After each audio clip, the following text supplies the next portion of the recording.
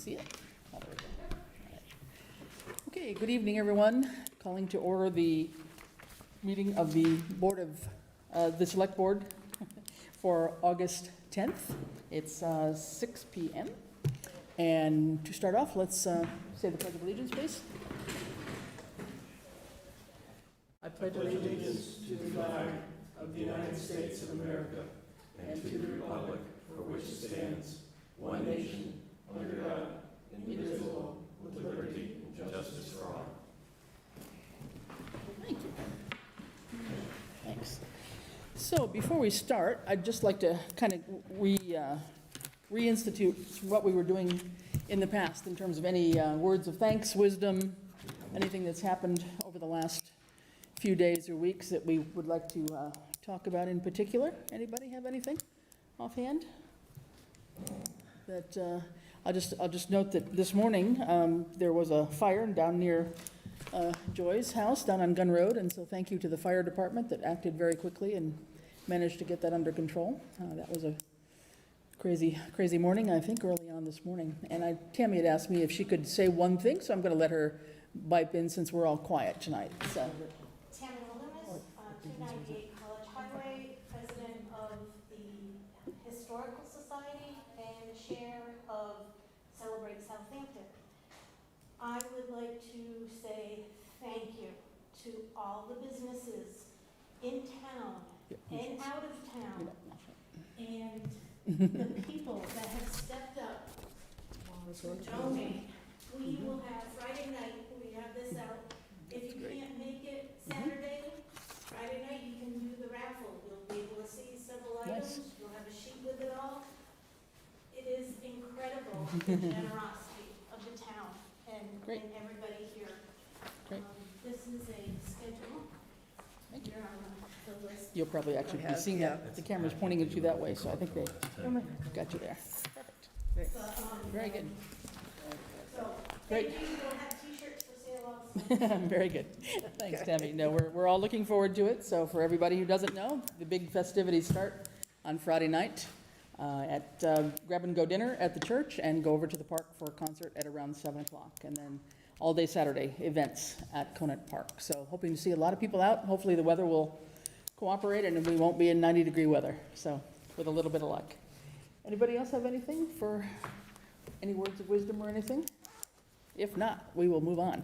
What we're going to have tonight is a public hearing. We're going to have a review of our stormwater management program. And Randall, if you would like to introduce our guest speaker tonight.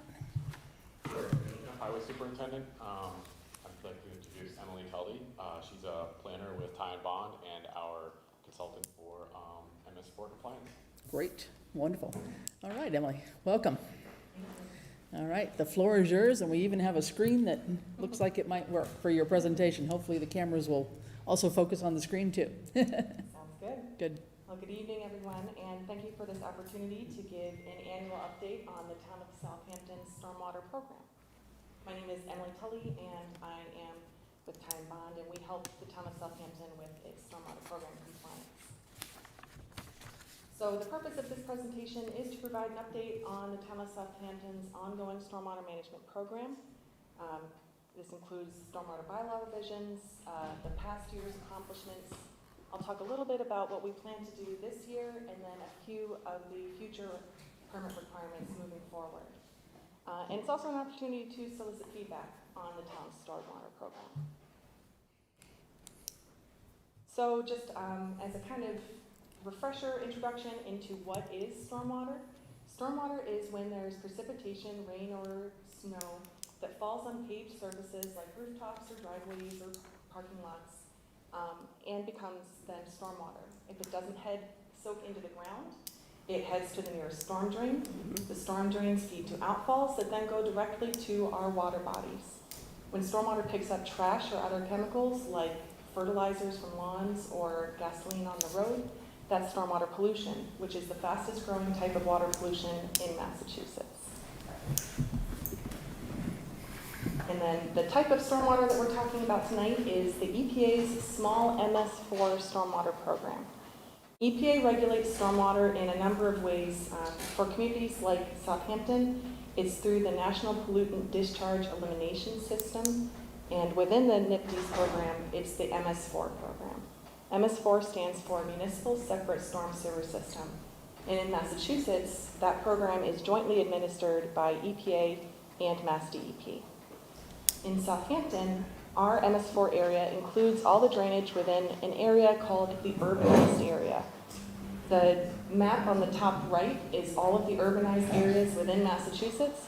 You can see that in Western Mass, we have significantly less than in Eastern Mass.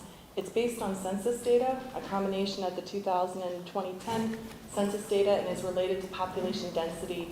And so you can see in the inset there, for Southampton, our regulated areas under the MS4 program are really just kind of spillover from the regulated areas from Easthampton and other adjoining communities. So there's a little bit up near Pomeroy Meadow Road. There's a little bit over there on the boundary with Easthampton.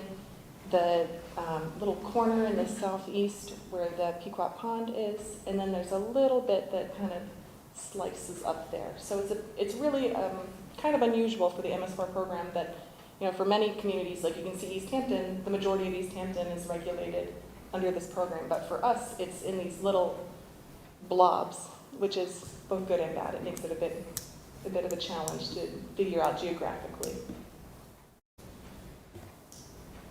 So under the MS4 program with EPA, we submitted a notice of intent to discharge stormwater under the 2016 general permit in 2018. We received our authorization on 2019 with an expiration date of 2022. This is a bit of a strange kind of administrative thing. The previous permit was the 2003 permit, and it wasn't replaced until 2017, which means that it expires in 2022 already. We're expecting it to be administratively continued for probably quite some time, like the previous permit, while they are figuring out how to replace the existing permit. So it means that it's effectively a 5-year permit with they've already listed out 10 years worth of compliance items within the permit because they're anticipating that this existing permit, what we call the 2016 general permit, will be in effect for quite a bit. So for the town of Southampton, we developed a stormwater management plan that describes the compliance with this general permit that we finalized in 2019, and it's updated annually. The figure I have up here is just an example to give you an idea of where we're at for compliance with the permit. This is one of the implementation timelines that EPA provided as part of the permit that describes all of the different milestones that we need to meet. It's more or less aligned with fiscal year, so we just concluded permit year 3 on June 30th, and we've just started permit year 4 this year. So the Stormwater Management Program, which is available on the Highway Department's website, describes the town of Southampton's compliance with what are called 6 minimum control measures. These are public education and outreach, public involvement and participation, which is what this meeting tonight satisfies a requirement of, the Illicit Discharge Detection and Elimination Program, construction site stormwater runoff, post-construction stormwater runoff, so stormwater management and new development and redevelopment, and good housekeeping and pollution prevention. We also have additional requirements related to impaired waters. The town of Southampton is within the Connecticut River watershed, which is part of the watersheds for the Long Island Sound. Long Island Sound has a total maximum daily load set by EPA for nitrogen.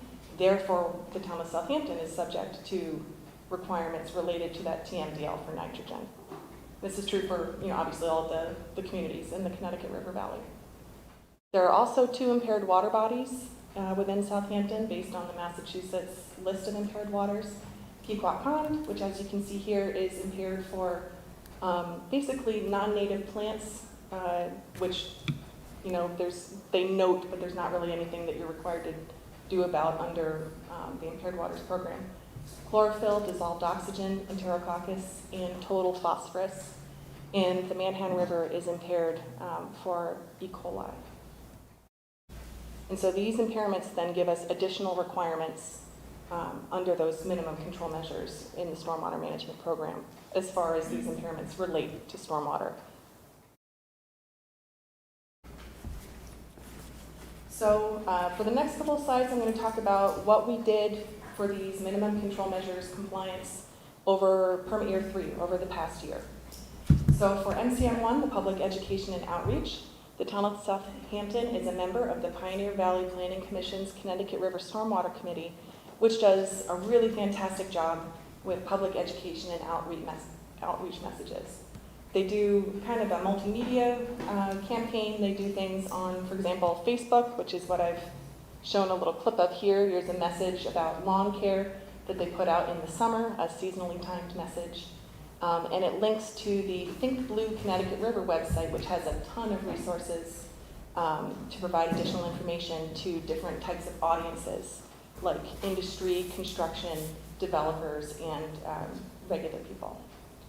So we have these annual messages that are required to be sent out based on different topics at different times, and that requirement is satisfied both by the PVPC, Connecticut River Stormwater Committee, and also I think Randall runs your Facebook page, and he reposts a lot of this stuff, which gets you some additional outreach credits for the stormwater program. MCM2, public involvement and participation. This is just a way to get the folks in Southampton involved in your stormwater program. So it's this presentation tonight and offering an opportunity for public feedback on the program.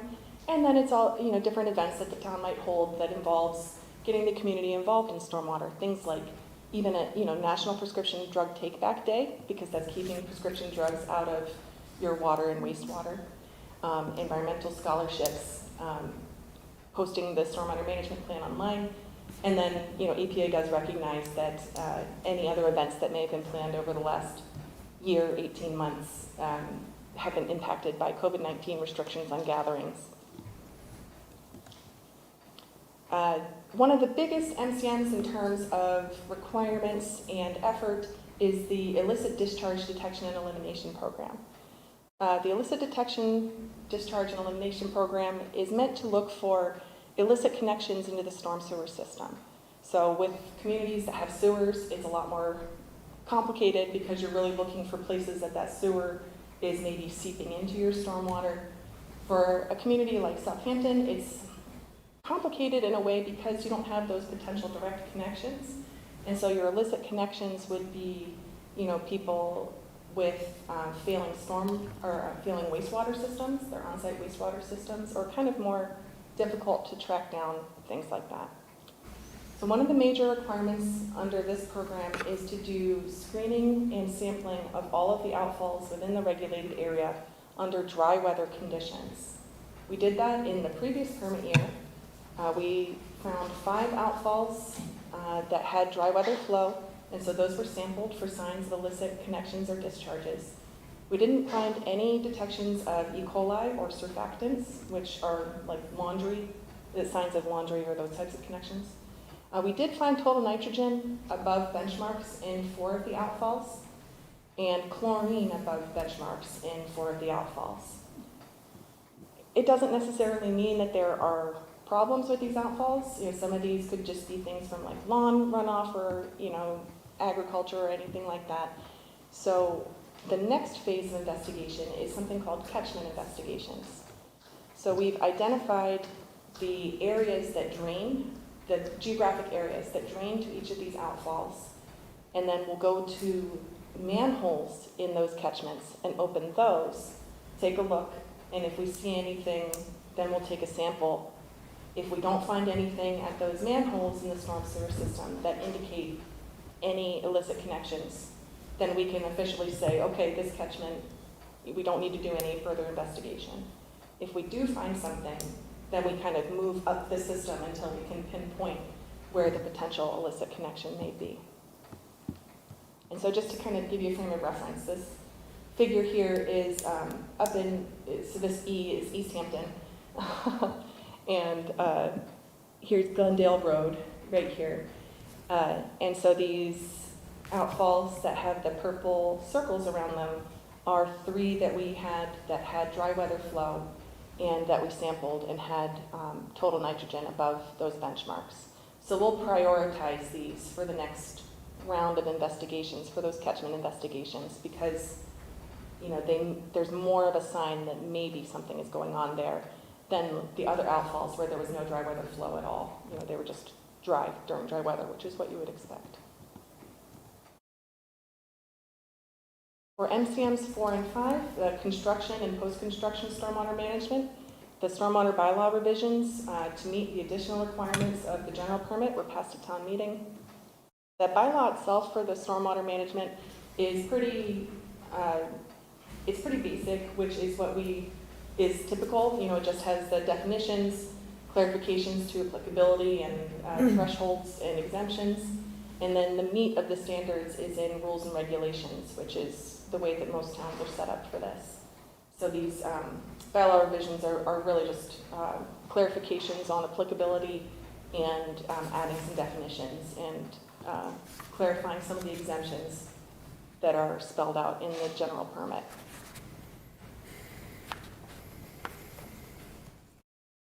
Other requirements of the general permit related to post-construction stormwater management. One of the bigger ones is requiring low-impact development techniques to be used to the maximum extent feasible. It's basically requiring applicants to either use what are called low-impact development techniques or to explain why those aren't feasible to use on their site. Low-impact development techniques is kind of a broad term used for a set of techniques that really try to manage stormwater on site in as natural a way as possible. So minimizing impervious area, keeping trees, all with the idea of improving infiltration that can happen on site as opposed to having to manage stormwater in an active way. Another requirement is to require as-built plans, specifically within 2 years of completion of construction.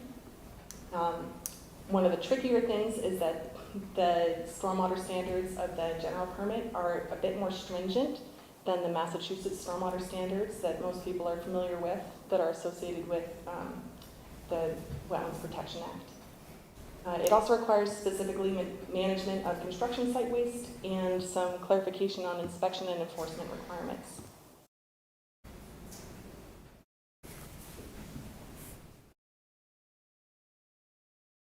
In the past year, we also got a jump start on some of the reports that are required in this permit year. We did what's called a Municipal Stormwater Retrofit Inventory, which means we took a look at town-owned sites and assessed their potential for stormwater retrofits. The tricky thing for Southampton is that this is looking at sites within the regulated area, and there just aren't that many town-owned sites within the MS4 regulated area. So we concluded that probably the most feasible place, if there were to be stormwater retrofits to be done, would be roadway projects, which is perfectly fine with EPA and in compliance with this program. So basically, as roadway projects within the regulated area are completed, if we're starting to think about those, should also be thinking about the potential for stormwater retrofits that would just improve stormwater treatment at the same time. We also did an assessment of street design rules and regulations relative to the creation of impervious cover.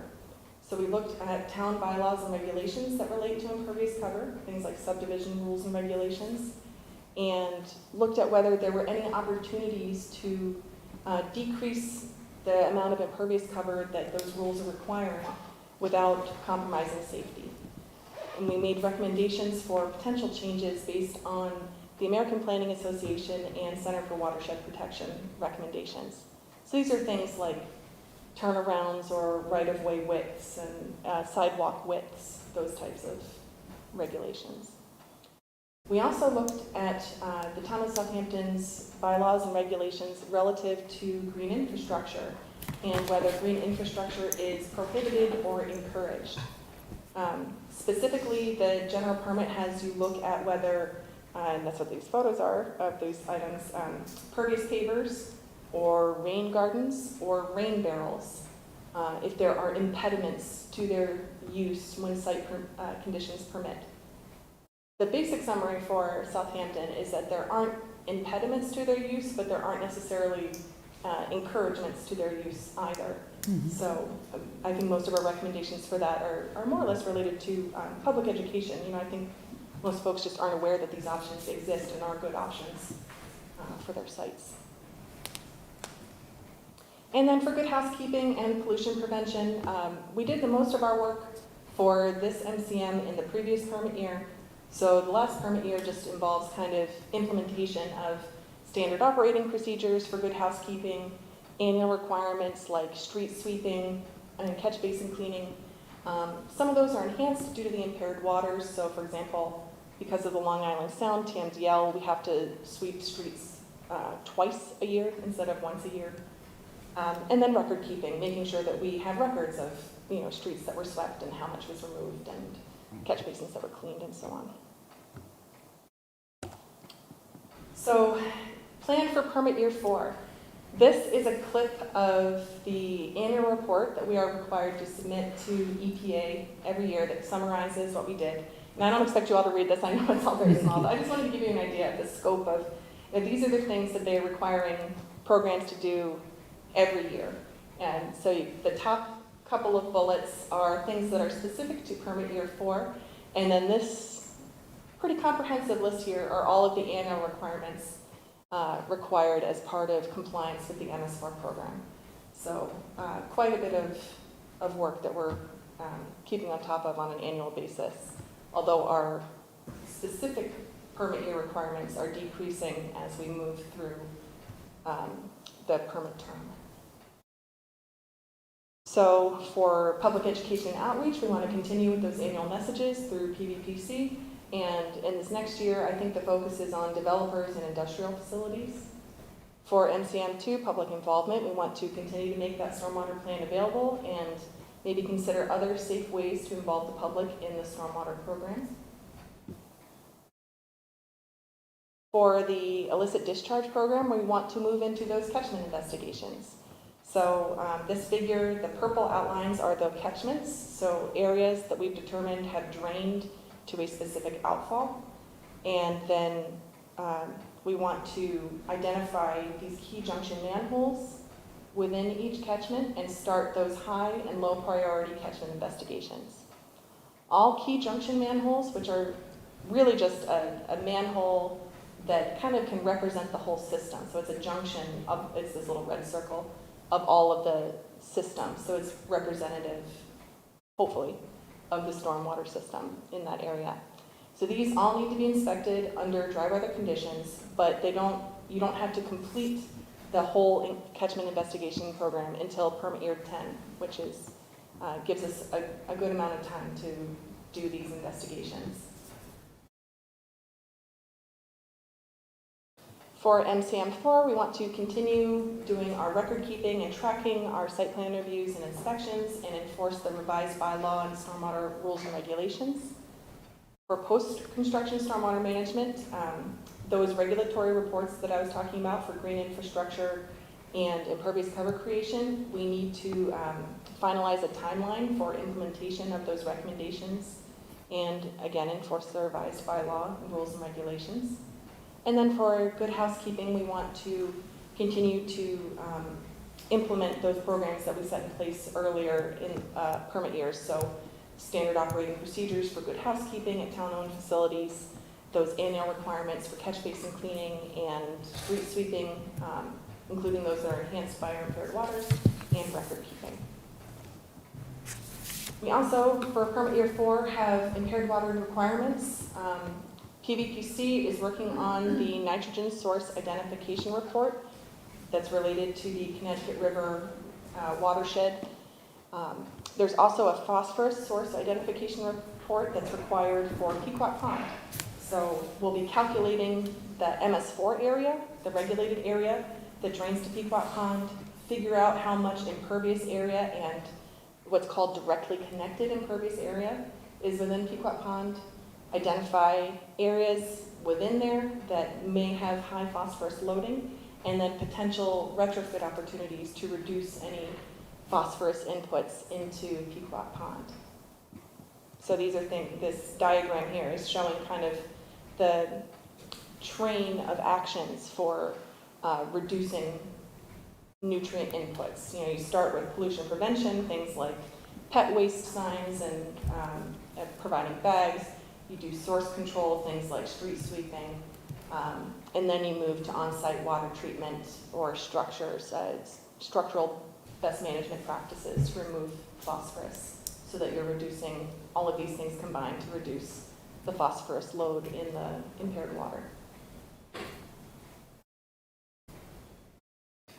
So in summary, Southampton is doing a great job of actively meeting its MS4 requirements. We are ahead of schedule in terms of our permit year specific requirements. We will be submitting an annual report that summarizes all of the activities that were completed in permit year 3 by the end of September. And as I mentioned before, the permit that this is all being authorized under technically expires in 2022, but we do expect that to be administratively continued for an undefined period into the future. Looking ahead at future requirements, so because of that, we expect that these annual requirements will continue on. In permit year 5, we will have to look more at those nitrogen and phosphorus retrofits, and continue those catchment investigations. In permit year 6, communities are required to install a demonstration retrofit BMP, so that will take some thinking on what might be the best opportunity for that. And then by permit year 10, assuming we're still under this permit by that point, there are additional mapping requirements that need to be completed by that point, and we need to complete those catchment investigations. And at that point, at this point, I will open for discussion or questions. Great, thanks very much. Well, I have a couple. BMP, I'm going to say best management practice. Yes, I'm sorry. I'm so used to my acronyms. That's okay. Just a brief explanation of what retrofit really entails. How complicated is that? What does it mean? For your community, for Southampton, I don't think it's particularly that complicated, because it's not like you have big town facilities that are within your regulated area. But in terms of the general permit, they are looking at retrofit to mean to take an existing site and improve its existing stormwater treatment. This could be even as simple as reducing impervious area on the site, or doing something like making your roof drain connect to the grass so that it absorbs into the grass instead of going directly into the storm sewer system. Or it could mean adding a stormwater practice like a rain garden, or something like a storm scepter, depending on the specific issue at the site. Okay. And I think you mentioned the notion of things during the construction or post-construction phase, about some recommendations that have been made. Does that all tie in then, I'm assuming, with the planning board and the building commissioner in terms of part of their checkoff list that they have to verify as things are under construction or post-construction? Does that, how far have we gone with that? How much is tied in now? So Emily prepared a couple technical bulletins that I sent out to the affected boards and commissions with the recommendations. So, like, for instance, there were recommendations on different subdivision design criteria that they will have to implement when they're redoing the planning board bylaw. So I think I sent those out. I copied you, Ed, I believe, last week. I had the opportunity. This would be the subdivision bylaw, or? No, the technical bulletins, or technical memoranda that Ty and Bond presented. There was one on design standards, and then there was one on green infrastructure, and then the third one was the retrofit inventory. So retrofit inventory is one that don't think I shared that with everyone, because it mostly had to do with, we're going to have to do it with highway projects, like a roadway. Swale or something, probably. Okay, good. Other questions, anybody? I have a number of questions, maybe more Randall related, but kind of practically speaking, when you sweep the streets, which is a big, like resident satisfaction, what do you do with what you collect? Are you able to reuse it? So we have, we work under a Mass DEP it's not a beneficial. It's a allowable use document that we can use it in municipal projects, things like that. If we didn't, we would have to pay to get it. You have to what? We would have to pay to have it trucked and disposed, used as like daily cover for a landfill. So Okay. We try to use as much of it as feasible. Okay, and whose job is it? Everybody's, yours, the residents' job to clean the catch basins? Certainly, I think it's everyone's job, but Yeah. specifically, we go out, what do you mean, like clean the leaves Yeah, off all the top? leaves that block them and Yeah, I mean, if everything. residents notice they're blocked, it's in their best interest to Mm, clean them off so that they don't flood their neighbors out or anything, but yeah, it's our responsibility to actually take the covers off and clean out the sediment from the catch basins. and with all the rain we've been having, what is really the best practice around rain barrels?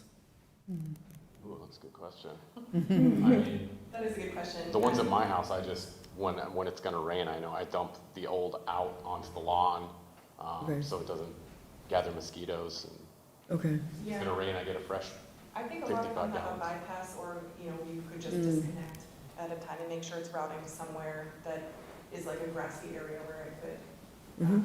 be absorbed. Could soak in, yeah. Have we ever thought about a rain barrel program here?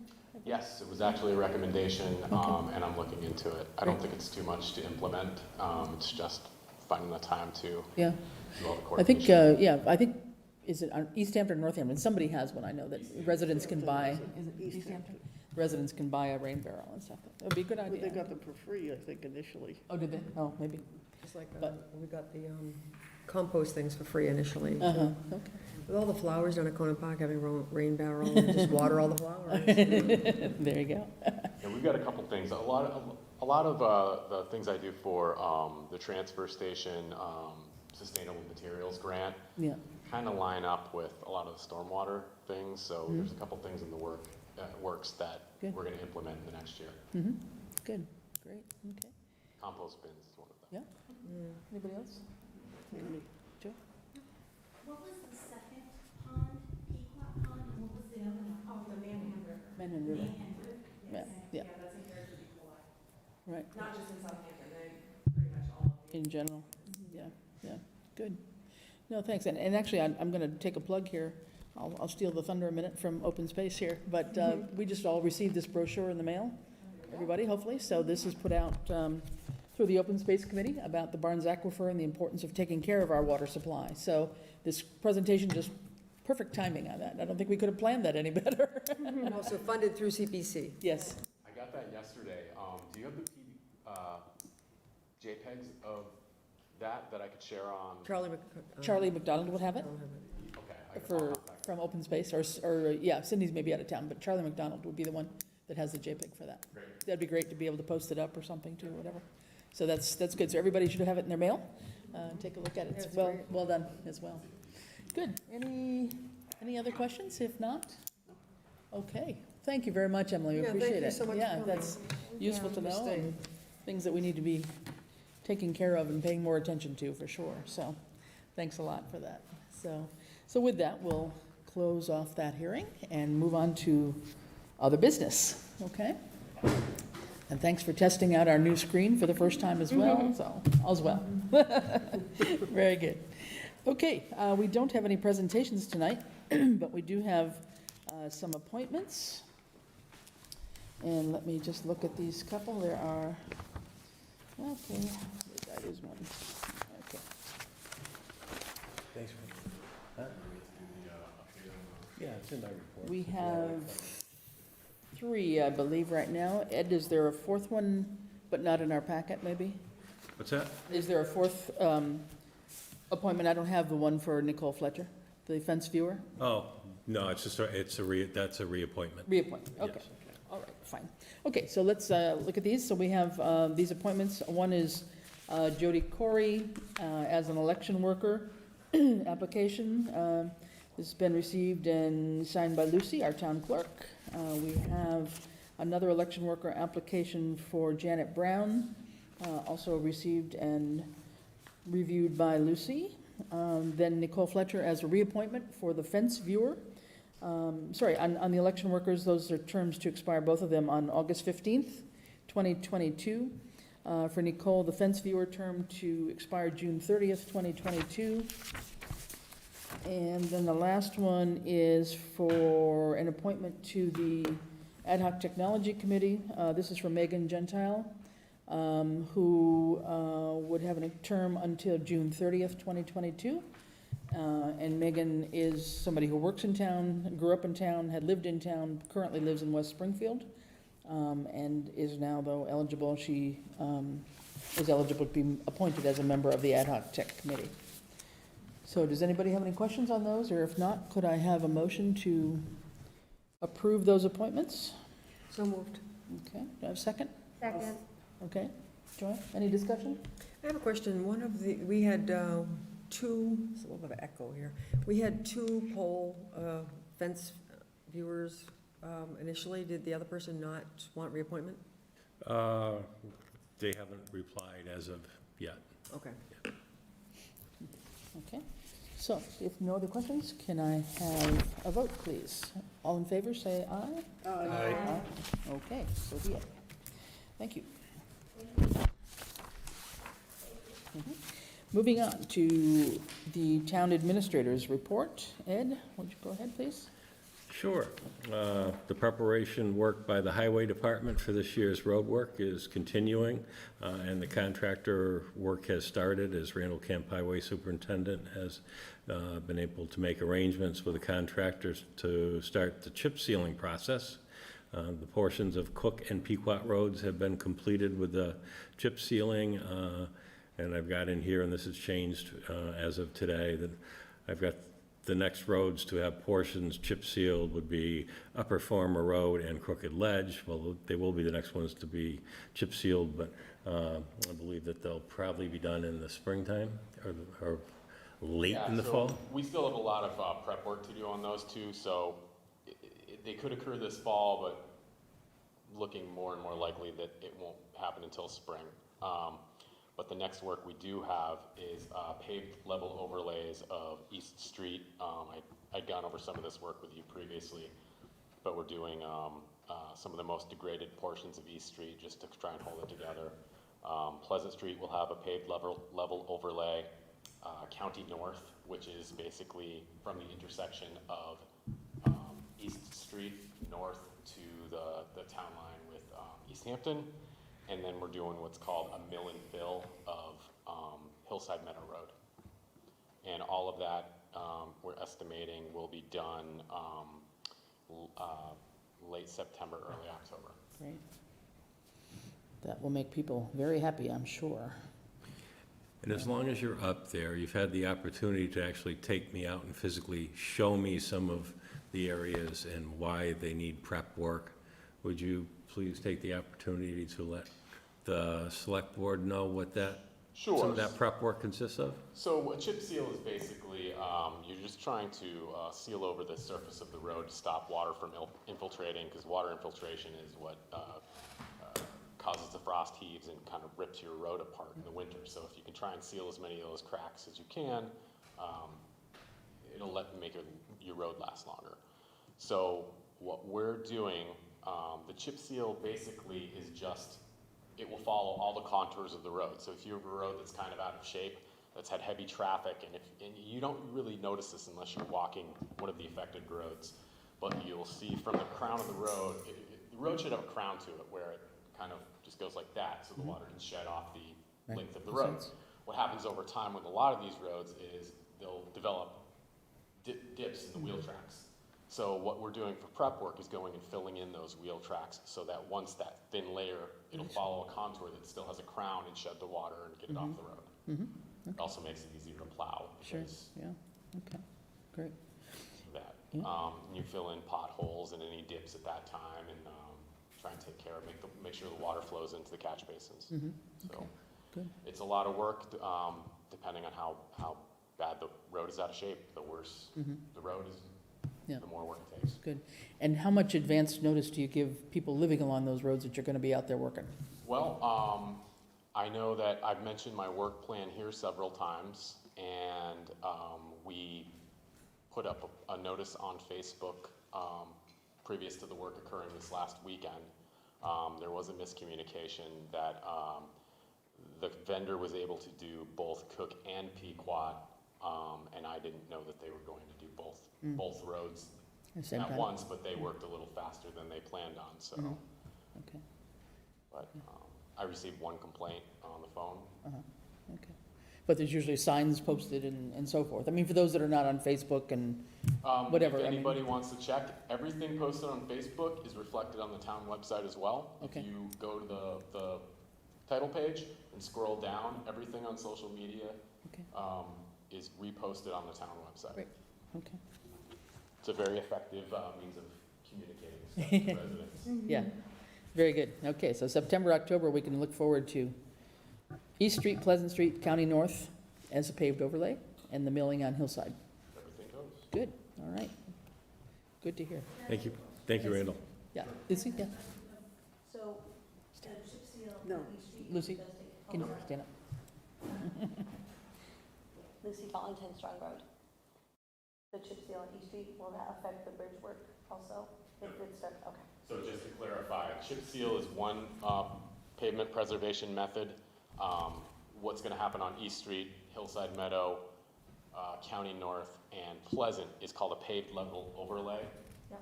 And then they just take, it's a inch and a half of pavement and put it on top of the existing. Unless you do Hillside Meadow is going to be a mill and fill. Then they mill down Yep. an inch and then put it back. I just, Lucy Valentine Strong Road, just didn't know if it's, the timing would affect like the bridge work from end to end, Nope. you know? Okay, Nope, cool. it's going to, we're going to be away from the bridge, Okay, basically. okay. There's a section from Route 10 to approximately the library that's really bad. Yep. Then we skip over the bridge, and once you go up to the top of the hill past the bridge by Sophie Yep. Circle, Okay. and we stop in there, and then there's another section up by the S-curves, Yep. and then around the corner past Fascistas, that really sharp corner there, there's some degradation as Good. well, so. Great. Thanks, Randall. Yeah, Thanks, Randall. good, okay, yeah, go ahead, Ed. Then moving on, just a reminder that the assessor's office will be open on Tuesdays from 8:30 a.m. to 4 p.m. and also on Wednesdays from 8:30 a.m. to 1 p.m. while they are looking to fill the principal assessor's vacancy. I know Tammy probably got a word in before, while I was out of the room, but just a reminder that Celebrate Southampton is this weekend at Conan Park and several other locations. Friday, August 13th from 5:30 p.m. to 8 p.m. With a concert by Decades in the park, and Saturday, August 14th from 10 a.m. to 4 p.m. The Franklin Regional Transit Authority would like to know who will be the town's representative to the FRITA Advisory Board for this fiscal year. I would be willing to serve in that capacity again for this year if the board would like me to. So if you would like me to, you will have to appoint me to that. Then the town has engaged Stantec for their engineering services in regards to the sidewalk project in front of the Center Cemetery, which we received the grant funding to do the design and construction of during this calendar year. Next week, on the 19th, Melissa Cryan from the state will be here to perform a site visit as part of our park grant application, which requests a stone path and water pad equipment for Conan Park. And then, this was said earlier, but just following up, there was a structure fire to an accessory business building on Gun Road last night, which our fire department and EMS responded to. Mutual aid engines were brought in from Easthampton, Westfield, and a West Hampton tanker was also brought in to help. And then upcoming select board meetings, August 24th and 31st. And then select board meetings in September are the 14th and the 28th. Good, thanks. Do we want to do this appointment to FRITA this evening? Is that something we can just do and be done with? Does anybody have any objections to having Ed be our representative to the Franklin Regional Transit Authority again? Nope. If not, could we have a motion to I move to appoint Ed Gibson as the Southampton representative to the Franklin Regional Transit Authority. okay, second? I'll second. Oh, okay, go ahead, Julie. Okay, all right. Any discussion? If not, All in favor, say aye. Aye. Aye. Okay, Thank you. you are it. Ed. I have Thanks, one Ed. follow-up question on his report, Sure. if I could.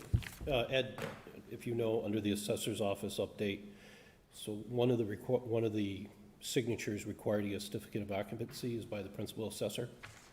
Is there a plan in place to maintain that while the office is empty? For now, it would be the chair of the Board of Assessors. They are looking to get a vendor or someone in to serve in that capacity for a short-term and part-time basis. So in the meantime, Mrs. West will go on site inspection. What's that? In the meantime, the chair will go on site and do the inspection. Correct. Okay. Okay, all right. Let's move on to select board reports. Who would like to go first? Who's ready? Francine? Go. Yeah, I'll go ahead. The Bylaws Advisory Review Committee met on August 5th, and we finalized the message for, that will be posted on the town website, which we are requesting public comment on 3 draft bylaws, one on soliciting, another on nuisance or peace and quiet, and then the third one is on building numbering. So it will be, my understanding, it'll go up hopefully sometime this week. Comments and feedback are due via email. An address will be posted there by September 10th. And then on September 21st, we will have an in-person, I hope, at that time, public meeting so that we can provide back to the residents the comments that we received, take in other comments that people may have before we further refine the document and move it along. And there's a process associated with that so that the select board can take a look at it, the town attorneys can take a look at it, and then it would go to town meeting, and then finally to the Attorney General's office. So we're looking at a several months process if we're lucky and everything goes as planned. Our next meeting is scheduled for September 8th, and we have several posted thereafter that if people watch the website and follow the agendas, there may be some interest in having people attend and participate. We just had and came from, John and I, a Board of Health meeting that was scheduled today at 5 o'clock at Conant Park. I'll just mention one thing, and because most of the discussion regarding the school, and John, as a member of the Norris School Committee, can report on that, but I just want to mention here that the Board of Health today passed, I don't know what to call it, but have passed a policy that would require masks in all town public buildings starting tomorrow, August 11th. And that will be posted on the buildings, and this is the first advice. I think other messages will be going out. If people attempt to enter the building, don't have a mask, there are disposable masks available, and they will be provided to individuals as they come into the building. But that's in keeping with unfortunately, the trend that we're seeing across the country, not as substantial in this area, but we certainly don't want to see our numbers climb. So I will now, that's the end of my report at this point in time. Thank you. Then John, why don't you tag Yeah, on just since jump that on that. follows in? Yeah, and I would just add it, and it's regardless of vaccination. So even if you have vaccination, you're required to wear a Regardless of mask. vaccination, you're still required to wear a mask. Okay. Anybody above the age of 2.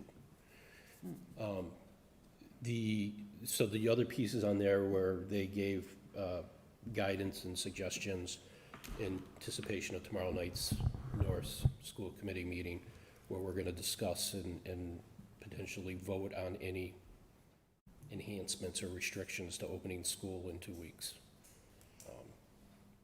But the biggest thing was the mask, and their wording was public buildings, so we take that to encompass Norris School. Okay. As far as my other committee reports go, none of the ones that I have to report on met within the last 2 weeks. Not that I didn't have a lot of meetings, but None of those meetings, okay. that's all I have to say. That's good. All right, great, thanks. Next, anybody? Joy? Yeah, I can go ahead. Housing Authority met on July 28th. We discussed the components of the Housing Action Plan with PVPC rep that's working with us. Our goal is to get the affordable housing in Southampton up to 10%, and which would be in line with Chapter 40B, which would mean 12 units per year in Southampton, which we know is quite the goal. So we're taking it step by step. One of our big goals also is to create and work on the Housing Trust Fund. So there's a lot that's going into the plan. It's still in the works. We want to reach out to builders and interested in volunteers in town. So if anyone's interested in working with that housing authority, we're looking for volunteers, people who have experiences in social services, construction, anyone who would like to see affordable housing in town. We discussed the public hearing in September, a community meeting to discuss the plan. That's something that we have to have public comment on and get feedback from. This is the housing production plan? Yeah, the housing, Or the housing action plan. The action? Yes, plan, okay. yes. And then we met again on August 2nd.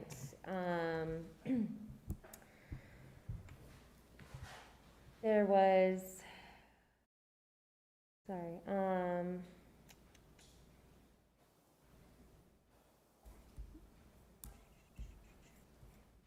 you met again. It was a short meeting. We rescheduled the meeting discussion to Tuesday, September 23rd for the community meeting. And we are talking about getting new member recruitment by sending out letters to interested town citizens who may be interested in joining our group or have any ideas about the housing action plan. We really are inviting ideas from people and getting more participation. So we talked about that. We talked about the CARES Act distributions, if there was any update to that, and seeing if they want to change, if there's something going on with the grant that could help us with the housing in town. And you don't want to stop talking about the housing trust. We definitely want to keep that in the forefront of our goals. So that was it for Housing Authority. They were really busy in the past 2 weeks because they have a lot coming up. So I'm excited for the public meeting on September 23rd. In regards to Conservation Commission, they met that same day, actually, August 2nd, 2021. And there's there was some permits in the beginning, and then we discussed Manhattan Meadow Sanctuary, the grant projects, which is still going through. The best management practices for removing invasives in the plants, as we heard, there's invasives, and trying best practices on how to deal with it in the within the town, and getting lots of volunteers. What we really need is volunteers from the town, people who know wetland scientists, who have a background in environmental science, who can identify invasives, getting out there on their own properties and on town properties and helping remove these invasive plants. And if they're also looking to join the Friends of Open Space as well. The Conservation Commission discussed needing updated records for their account, and they look forward to seeing what takes place after the audit.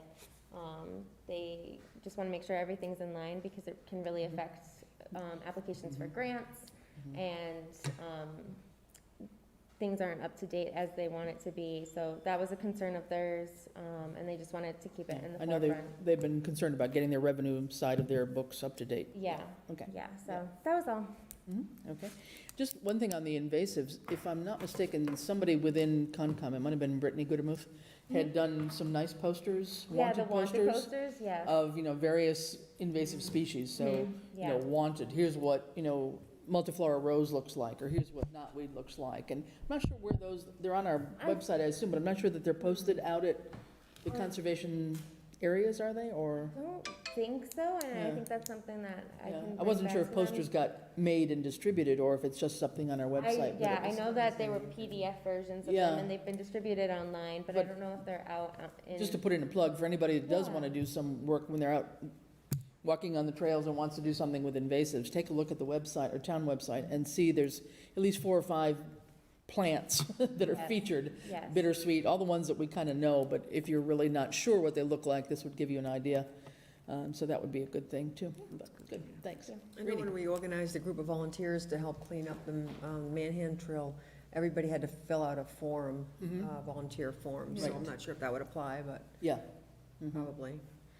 Yeah, so CPC didn't meet in the last 2 weeks. The Board of Assessors did meet. Most of the meeting talked about the principal assessor, a vacancy, updating the job description, having an interim principal assessor coverage in the office. I thought there might be a emergency and interim PCF that didn't, in terms of the assessor assistant. Go to the PPB Okay, so maybe if we first, just- and actually under the emergency. Right. Once PPB actually approves that, it's in place. It's in place, Even though okay.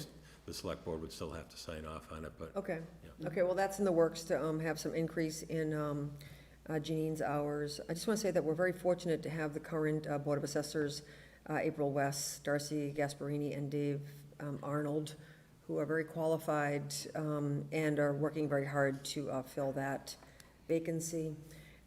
Council on Aging met, discussed ongoing activities, budget, programs. They discussed the FRTA contract that we're going to be looking at tonight. Also had a conversation about strategic goals for seniors and for the Council on Aging. And also, there was a grant submitted that we haven't heard back yet about the Memory Cafe, but there was a lot of hope, very optimistic that will get funded, and just general discussion about what that would look like and what towns would be involved. So that's pretty much it. Great, okay. All right, and on my end, nothing much to report. The Ad hoc Tech Committee will be meeting tomorrow night, August 11th at 6 PM, and the Grant Committee will be meeting August 18th at 2:30 in the afternoon. And really nothing happening. I'll just fold right into the Grants Committee itself. Nothing new with grant awards. Some things are being initiated, which I think Ed will talk about as we get farther down on the agenda. We do have some interest from the Mass DOT on Safe Routes to Schools program. And I passed some information on to the school principal and chief of police tonight there's a webinar coming up on August 18th just on Safe Routes to Schools activities. But they're talking about a variety of things. They've done apparently some previous work with a sort of a parent survey in terms of how long it takes for kids to either walk or bike to school from where they live. They can do some mapping exercises to say, okay, well, these are the safest routes to get to school from where you live by walking or biking. They can put on some bike rodeos, all of those kinds of things that might have been activities that have been done in the past to sort of support the idea of safe biking, especially for the little kids. And so there's some possibilities there, and I talked to somebody from DOT who's willing to work with the school in particular to make those happen, and they don't sound like there's any cost to them. They're programs that they offer as part of the Safe Routes to Schools. So that information is out there. That's the only thing that's come up in the last week or so as new possibilities. Okay? Can I ask a question about the grant that was funded for the sidewalk in front of the cemetery? What was the dollar amount on that? About 124,000. Did that go out, it has to go out to bid? No, well, this is Well- under a special, Well, yes and no. it still does, it's just a quick Yeah. bid process It's a special program under But we DOT. did employ someone for design? for design, correct, Okay. yes. And that doesn't have to go to bid? No, they were part of the process through the actually application Okay. process. Okay. So through DOT. So they provided the technical assistance for us, and they're able to engage as the initial part of the Okay. program itself. But this is a specific expedited process through the program, through the DOT. So they don't have to, this is not going to go out to all the usual drawings and construction companies and things that take many, many months. This has got to be done by the end of December. So this is intentionally a quick expedited program that DOT initiated last year. And it's called Shared Streets and Spaces. A different one, so.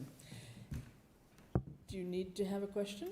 Well, what is the date? I'm so Sorry. glad you brought it up. The date of that project for the sidewalk. It will be happening anytime between now and December. It's going to be underway. Okay.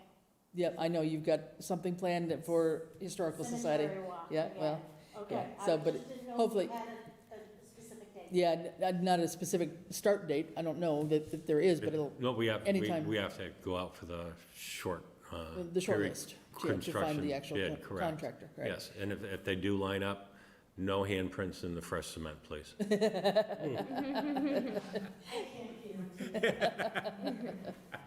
Anyway, but yeah, so hopefully, between September and December, because there is a very short time frame to get that done, even though it's not a long stretch. It is intended to be intentionally an expedited process, working in conjunction with our regional folks at Mass DOT, as well as our technical assistant company, it's called Stan Tech. Okay? All right, good. Chris, Yes. Yeah, I forgot to mention that the zoning board will be meeting next Monday, August 16th at 5:30 here in Town Hall to discuss a property on Primary Meadow. You can check the town website for the agenda details. Okay, thank you.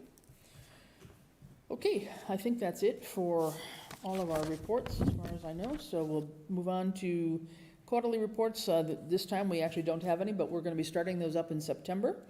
And we will have a very busy schedule of quarterly reports on a regular basis. So we'll talk about those again in just a minute. But let's go into old business and pick up where we left off with our usual topic that we've been hoping for over the last several months here, the accountant and the assistant accountant positions. Updates on those. I know you guys have been trying to do some interviews, so where did we land with any of those? We actually, for the accountant position, we interviewed 2 individuals this past week. There are currently 3 individuals scheduled to be interviewed this week, with another 5 that we have reached out to contact and schedule interviews. Yes, I made All the accountants or all for the town accountant, and I made the comment the other day to Francine and John, that I don't know what has happened, because we did interview on Monday, but we've probably received more interest in this position in the past 2 weeks than perhaps from actually the start of way back of first putting it out for vacancy. And this is all through Indeed still? Combination, mostly through Indeed, but we have received some resumes just as a response to So a regular counting posting. on my fingers, that's 10 candidates? No, 11. 11? Wow. Well, no, 11 between the 2 positions. Oh, okay, but 10 for the accountant position? Amazing. No, 7 for the accountant and 4 for the assistant. Okay, all right, well, nonetheless, I mean, that's, wow, okay. Well, counting the ones that we've already interviewed, I think it is. Oh, no, I meant, Yeah, yes, yeah. altogether. Right. Yeah, wow, okay. So you've done some this week, and then you've got some next week, is that? No, we did some last week. We've got some scheduled this Thursday and Friday. Okay, And then, like I say, we have reached out to some, I think it's 5 other individuals which haven't responded as I see. of yet, that we will, depending on how quickly, maybe we can fit them in Thursday or Friday, or maybe we'll probably be doing some next week again, too. Wow, And I would just add, that at least on paper, they're all qualified yeah, to get into Great. the interviews. that's great. That's fantastic. Wow. And do we have anybody with municipal experience? Probably not, no? Or very little, probably. But nonetheless, I mean, people can learn, people can be trained. I'm not as worried about that as I was earlier on, I think, but Yeah. I'm just so pleased that we've got this many candidates, so, good. I hope somebody will pan out of this pool and we can put this to rest soon. Yes. And then for the assistant accountant position, we have interviewed 2 either last week or this week. We have another 2 scheduled coming up for this week. Okay, very good. Okay, good, all right. And then how about moving on that, the audit update? Could I just ask a question, though, about the accountant? I think we talked about moving forward on 2 tracks. Is there anything on the other track, which was company- contracting out the service? The companies, did we finally reach out to the other, to the audit company on that, Or Francine? did we hold off because there was so We're much? holding off until we see Until what we- we yeah, have okay. here, See what we have. and if we could work out an arrangement where they might offer some Yeah. support if it's needed. I think just, if I can jump in on piggyback Francine, is the thought that we've been having during these interviews is that they're strong, the ones that we have interviewed are strong on the accounting background, and some even on the cash side, which is more similar at municipal than the accruals. Yep. But also the realization that the best course of action may be contracting somebody to come in and help train them Yeah. up, because we're still gonna have that backlog Sure, Right, to deal with, great, right, okay, and yeah, good point. digging up some funds to pay for yeah, that. that might work. And in either case, I mean, even if we outsource, the recommendation from these companies is that we at least have an assistant accountant on staff. Yeah. So, And the other thing that was brought to my attention by actually the auditor from Easthampton, we had spoken to her, was that the Mass Municipal Accounting Association or something has mentors. That can also, Right. it might not even be a charge, I'm not really sure, but that's also an option to be able to train. Yeah, okay, something to look into for sure. Good, very good. Lucy, yes? I just had a quick question. Lucy Dalton, 10 Strong Road. Does the hiring committee have a deadline set yet? Not yet, until we figure out where these all go, then we'll figure out when we're gonna do some interviews. I mean, once we get the top candidates, Oh, then they'll come to select board, as usual. Is there? 6 months ago, Lucy. I know. Yeah. I thought, don't we have a tentative placeholder on our August 31st meeting? Yes, I think we did, okay, we did actually just say that, assuming we get through all these interviews, yes, Yeah. yeah. I Yeah. think we did have that, because we scheduled that extra meeting in August to try and do some of that. Okay? Okay, good. We don't have a meeting August 31st. We Did do you say have one August scheduled, 31st? we will. yes. Yes, we scheduled Oh, one to you get did, us okay, back on that's right, schedule. that was So changed, We've got the okay. 21st, 24th and the 31st. I see that, thanks. Kind of And back to and back. that will put us actually back on the same time schedule as the offices are open. Okay, Right, sounds in good. September, okay, good. Okay, then how about the audit update, Ed? The auditors, auditing firm was in last Wednesday and Thursday, and was here for most of the day, looking for, they had requested some information up front, which we got for them, and then they had some other questions. And then they ran some more remote reports on Monday. At this point, the only thing that I know of that they need from us, which I am currently working on, is the update to our, of any additions and/or deletions from our fixed asset scheduled for during fiscal year '20. So I'm looking to put those additions and deletions in a list for them to send to them so they can update our fixed asset schedule for us, and that should Does that be the last include of it. vehicles and everything, or just, yeah? Yes, vehicles, land, buildings. Okay, all right. And do you have an idea when they might produce a draft report for us? I'm hoping that if I can get that fixed asset schedule out to them this week, that we'll have something back in draft form next week. Excuse me. I think we had talked about the idea, and I don't think this has happened while I've been on the board, about having somebody from the audit firm actually present the report to us. Is that I something that can we check could into that. see if they would be available, either the, They did come, Melanson did come at one point. yeah, I mean, so either the 24th or the 31st, maybe, we could, I think would be worthwhile to That would be good. see if they could possibly come and present in person to us. It's easier to sort of hear that and have a chance to ask questions rather than just kind of read the report and then not know exactly what we're talking about, Yeah, so. and at this point, they haven't given you indication one way or the other, whether or not there'll be a management letter, Oh, what? a management letter? They always send a management letter.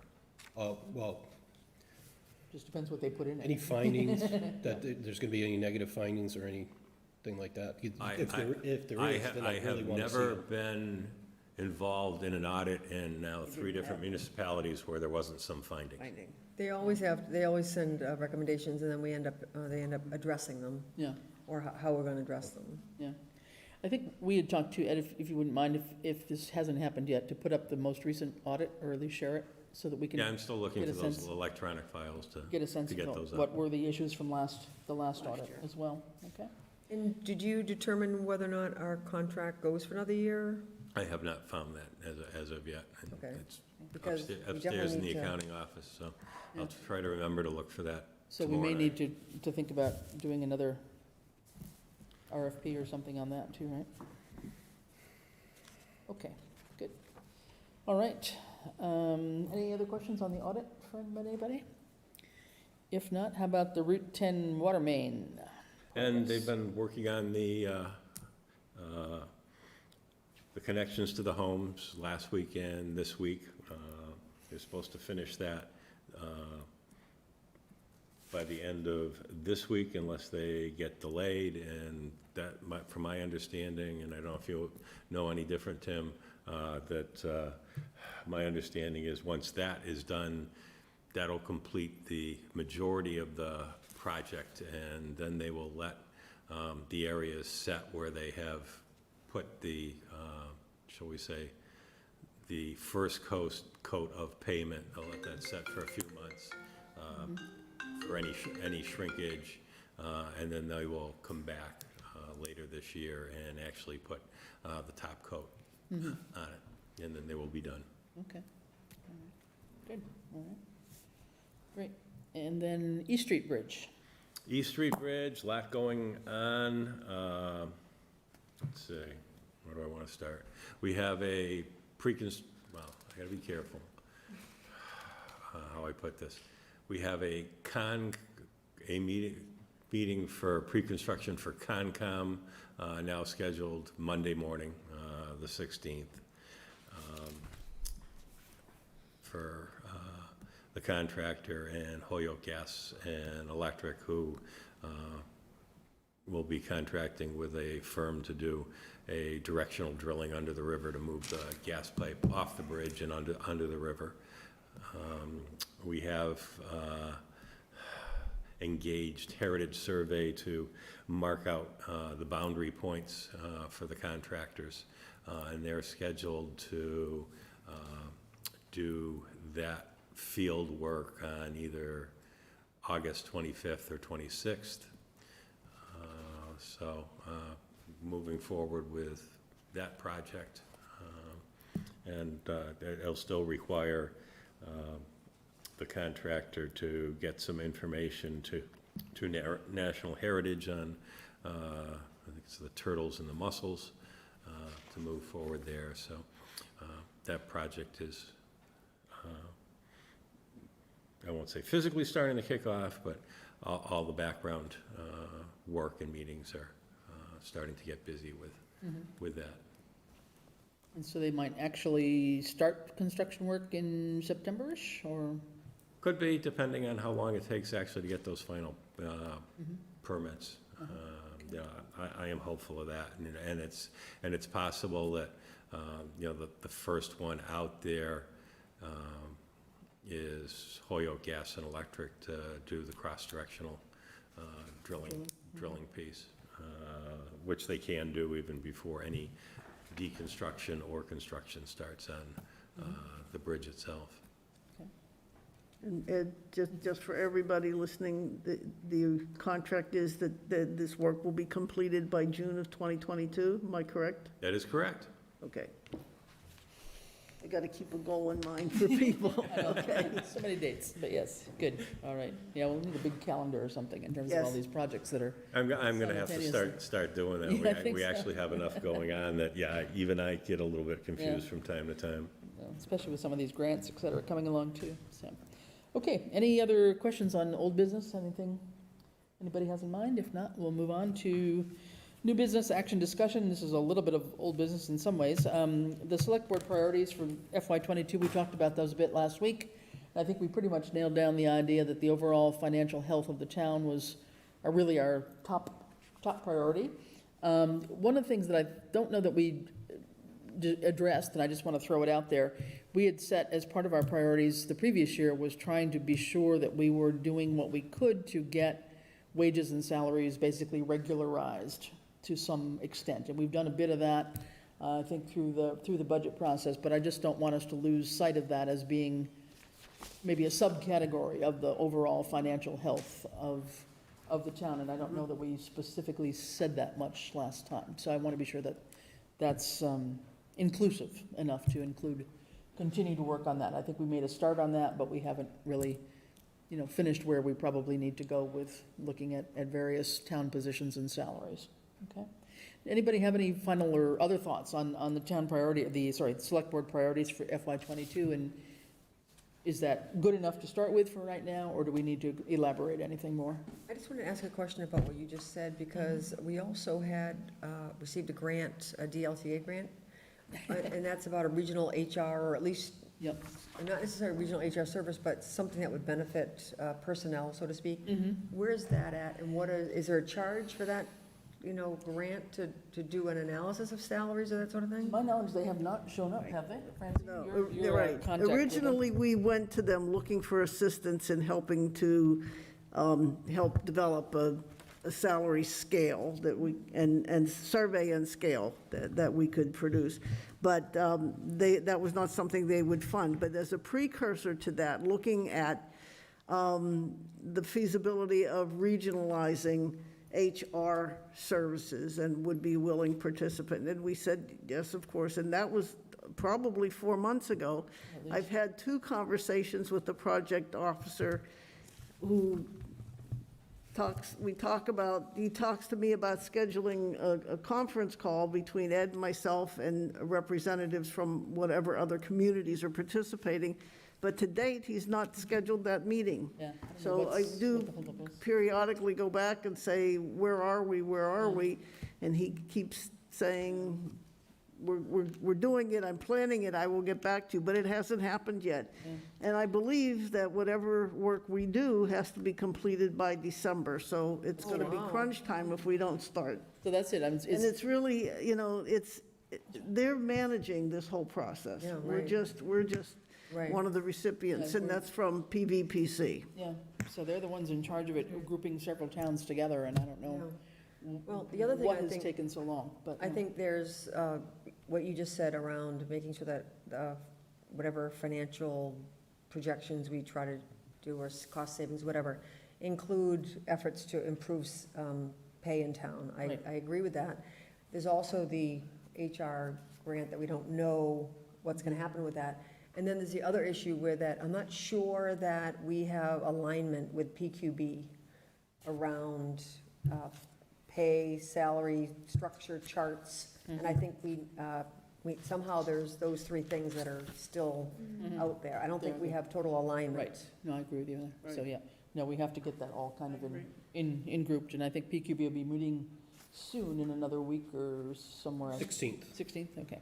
So maybe some of that will come up again, but we do need to pull all that together. 19th. So, okay, good, but otherwise, we'll kind of work under that whole rubric of, improving the financial health of the town. That's our real main goal. There's lots of other projects that can happen, but that's really where we want to focus our energies, and that will lead into the further discussion that we had on collaborations. We'll get to that when Chris, back again. if I could, I would just, jump in at the end here.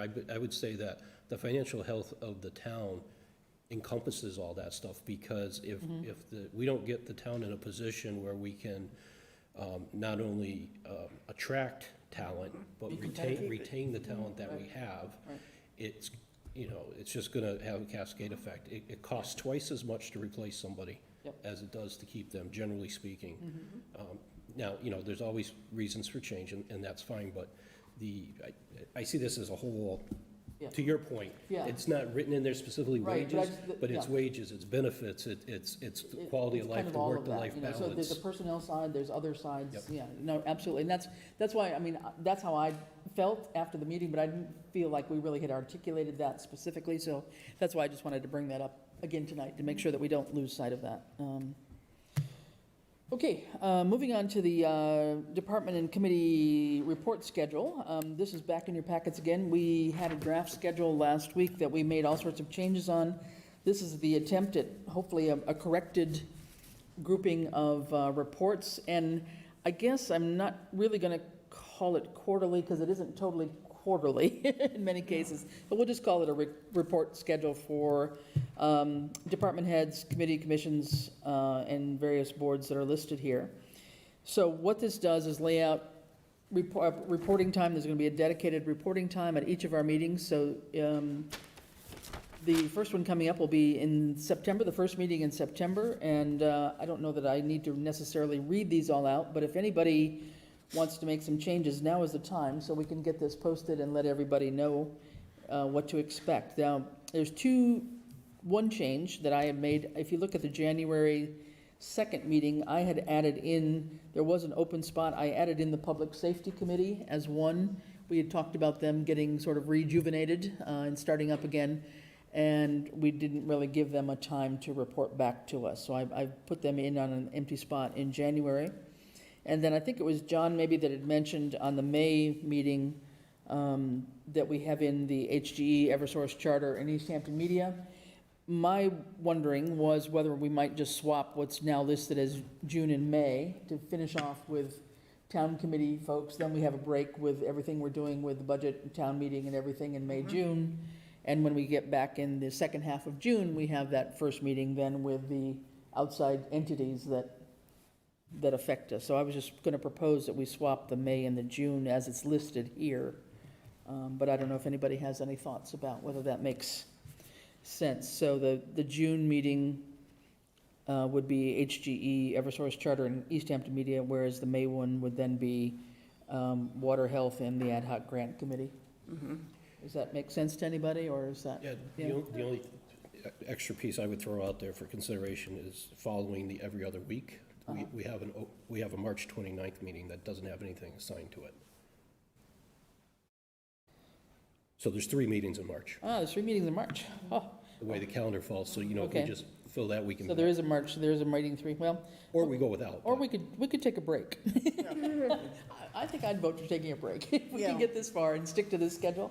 Yeah, The you're only thing I right, would there is a suggest 3. is, usually with the Public Safety Committee, Yep. it might make sense to just have them be part of police and fire and ambulance. Uh-huh. Because right now, the committee has to be resurrected a little bit, but I Right. just didn't know whether or not.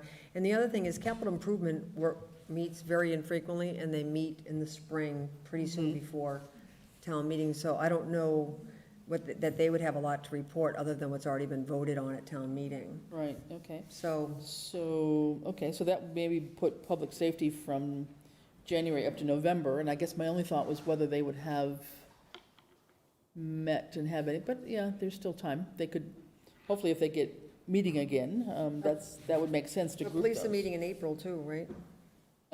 Yes, so we could tentatively put them up for the November meeting, Okay. just to get them going, and then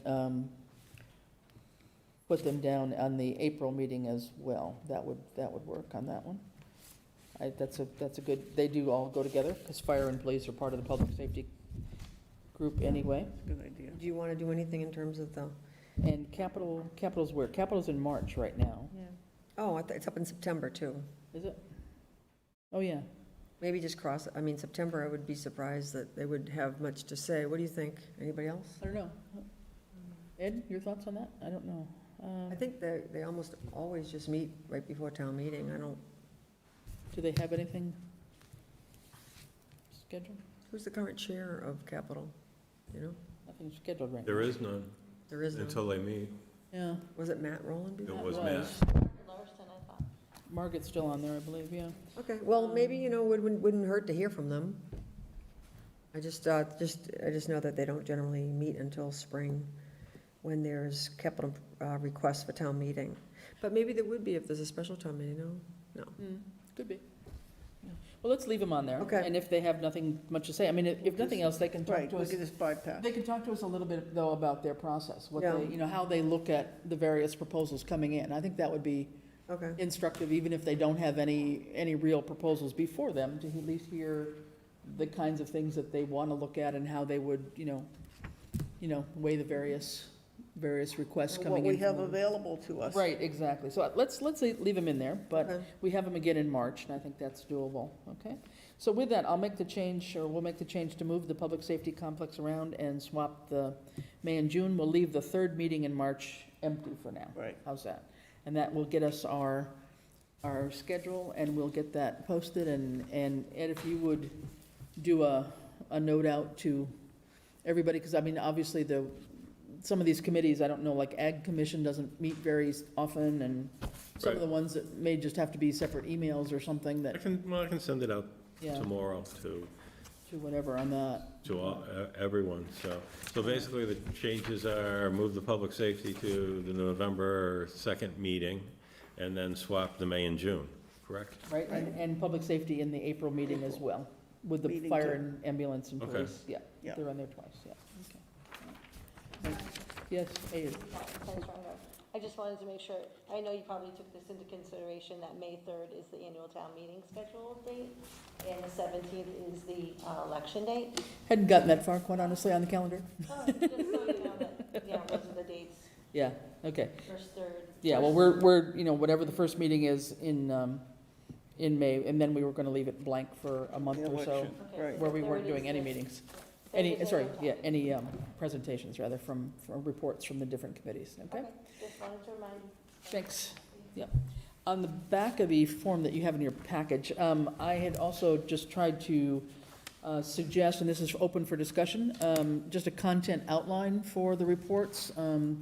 Personally, I find it helpful to have a little bit of structure to committee and department head reports, otherwise we can, spend a lot of time and not necessarily hit the topics that everybody might want to hear. So again, and you all can certainly react in terms of the time frame here, but let me just read it out for those that are listening to us tonight. Possible content outline. Basically, it would be the reporting, we were suggesting that maybe a maximum 15-minute presentation with questions and answers. Couple committees might want to take longer than that, but I think we should try to aim for that, because we do have pretty much three groups scheduled, sometimes four, so that's really an hour's time pretty much just devoted to reports, which could be a pretty heavy meeting in some cases here. But the report should include information related to the following topics as appropriate to your area. So a lot of these will be, I think in my head anyway, these will be very appropriate to department heads. They may be less appropriate to, or less relevant to certain committees. But there are 6 suggested topic areas: current priorities and activities, budget spending status and concerns, personnel and staffing updates, plans or events for the next quarter or 6 months, long-term issues for select board consideration and planning, and suggested tools or resources to help you do your job more efficiently or cost-effectively. So those were kind of thoughts I had as possible outline. It may be too much, it may not be the right one, so. John. No, I like it. Could we add a caveat that the Thursday prior to their meeting, they should submit it in written form? Uh-huh, So now we have the weekend to look at it, maybe develop questions off of that, and there might be reference material they want to submit. okay, So it's all coming in through the packet. all right. It also Interesting gives them a idea. deadline to stick to. And Chris, Yeah. following up a conversation that Yeah. we had last week, Yep, I'd like to strongly recommend that any materials for yeah, a select board meeting on a Tuesday are actually in the previous Wednesday by noon. yeah, Okay. right. So So we'll anything, change this to yeah. Wednesday. Wednesday by noon is, Okay. we get everything in it, agenda items Right. and anything that anybody wants. So not next week, but the following week. So the Wednesday before the Tuesday select board meeting. And is your thought behind that, Ed, so that the packet would be completed on Thursday? Correct. And, because then, to go the next stage, if you guys aren't already there, it would be great to publish that packet online. Here's the whole packet excluding executive session. The public can look at it, and they can see what it is before Tuesday. Again, it's transparency. It's, Yeah, here's the yeah. reports, here's the material. Yeah, okay. I mean, the agenda's posted, but, yeah, not the details of the Not the reports. attachments. Thought, possibly. It's a thought. Okay, it's a thought. We'll come back to that. But I like this idea that John proposed though. No, but the idea, let's go back to the committee report part first and finish that topic. So the notion of maybe anybody that is scheduled to report, they turn in their written report and any materials that they want. And it doesn't have to be a, super long It could just be a treatise, one-pager. but just, just a one-pager of what they're gonna talk about along these topics, perhaps. And again, as they are relevant to that entity. If they have any show and tell extra reports or pieces of paper they want us to look at, that gets submitted by, I would say by making it the Wednesday afternoon, actually, really. It should be all part of the whole thing. We have one deadline for any materials rather than two deadlines. So Wednesday afternoon, Wednesday noon, please. Wednesday noon, to get any of those written materials in. And then that does allow us time to read those ahead of time and I think probably have a more efficient meeting because we will have, if we have questions, you know, we're at least have gotten those thought through a little bit ahead of time. That's a good idea. Anybody have any objections to that idea? Does that sound like a reasonable one? It does, because then it gives us time, if we want to research something a little further, Yep. We can do it. Okay. That's great.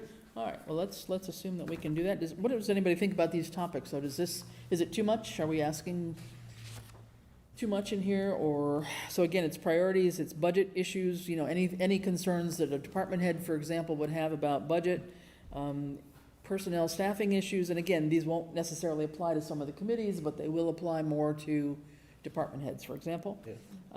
Sort of the upcoming events, and anything that we need to be thinking about from a planning perspective. If there's something long-term coming up that they foresee that we don't necessarily know about, if we can have a heads up on that early on to at least get it on our radar for planning purposes. And then if there's something that they could suggest to us, this may tie into the other committee, but any suggestions for how to help them do their job, okay? So, Yes. all right, let's keep on going. All right, this is gonna be the last one. We really need to, I really would like to run meetings without too many interruptions. Actually, no, is the town administrator going to give a report? I'm sorry? Will the town administrator be giving a report? You already did. You already did. Does- No, I meant, is he on that schedule? He's on the schedule for Every every meeting. No, for the quarterly report that you're setting up a schedule for? Yes, Will Ed be giving a report at every some meet, point? every meeting. Every meeting. This is But I for mean, various with the purposes. different goals, that's all, because it's a different outline. These are reports for department heads and Committees. committees and boards But and, it's different. the town criteria. administrator report is a set item on the agenda every meeting, Okay. different from this. Okay. This varies according to the grouping that we've made here of which committees or boards go together, okay? Yeah, all right.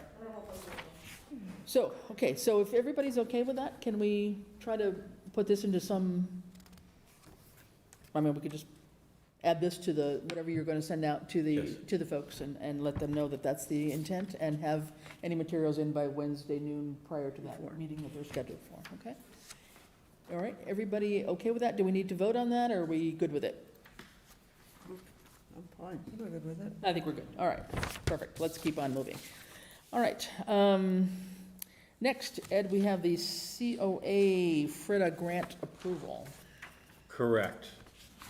And Joan brought this to me last week. It is the annual grant for the transportation van from the Franklin Regional Transit Authority, and it's for $28,000. It does need approval of the Select Board and the signature of the Select Board Chair.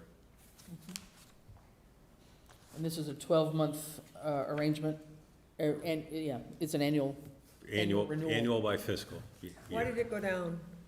Used to be 31, 32,000. Why is it less? I believe it was 28,000 last year also. Okay. Is that because of, what is it based on? Just, because it used to be 31, I'm positive. A lot is if it's based on. Use? Well, not necessarily use, but the budget and the funding they get from the state. And has anybody evaluated, do towns own their own van? Have we ever looked into owning our own van or getting some kind of a, Some larger communities do, yes. but most smaller ones have a rental agreement with, like FRTA? Correct, even if they do offer transportation at all. Oh, really? Okay. Yeah, some towns, I think, don't even have much for transportation. No. From what I know. It might be done by volunteers. Right, Yeah, rather than something and their own organized. vehicles. Yeah. Yeah. I didn't realize that so much of this talked about requirements, if there was an accident, Mhm. about drug and alcohol testing and that sort of thing. So the people involved are very well aware of what the requirements of this are. Yes, they go through training, Okay, good. yeah. And this is a reimbursable grant, is that right?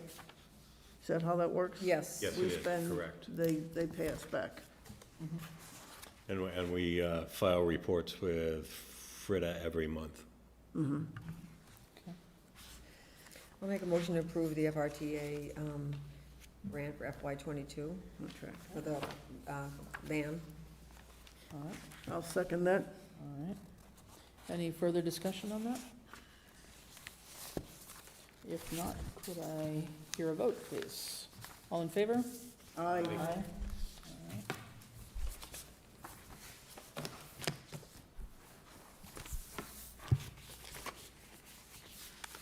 So this actually took effect as of July 1st, yeah? Correct. You know, the number of seniors is increasing because of the baby boomer generation. The numbers between 2013 and 2060 is going to double to 98 million. So why the FRTA grant went down and why the state formula grant went down is a mystery to me. Other than they shouldn't be taking money from the senior population, is my opinion. So anyway, that was just my,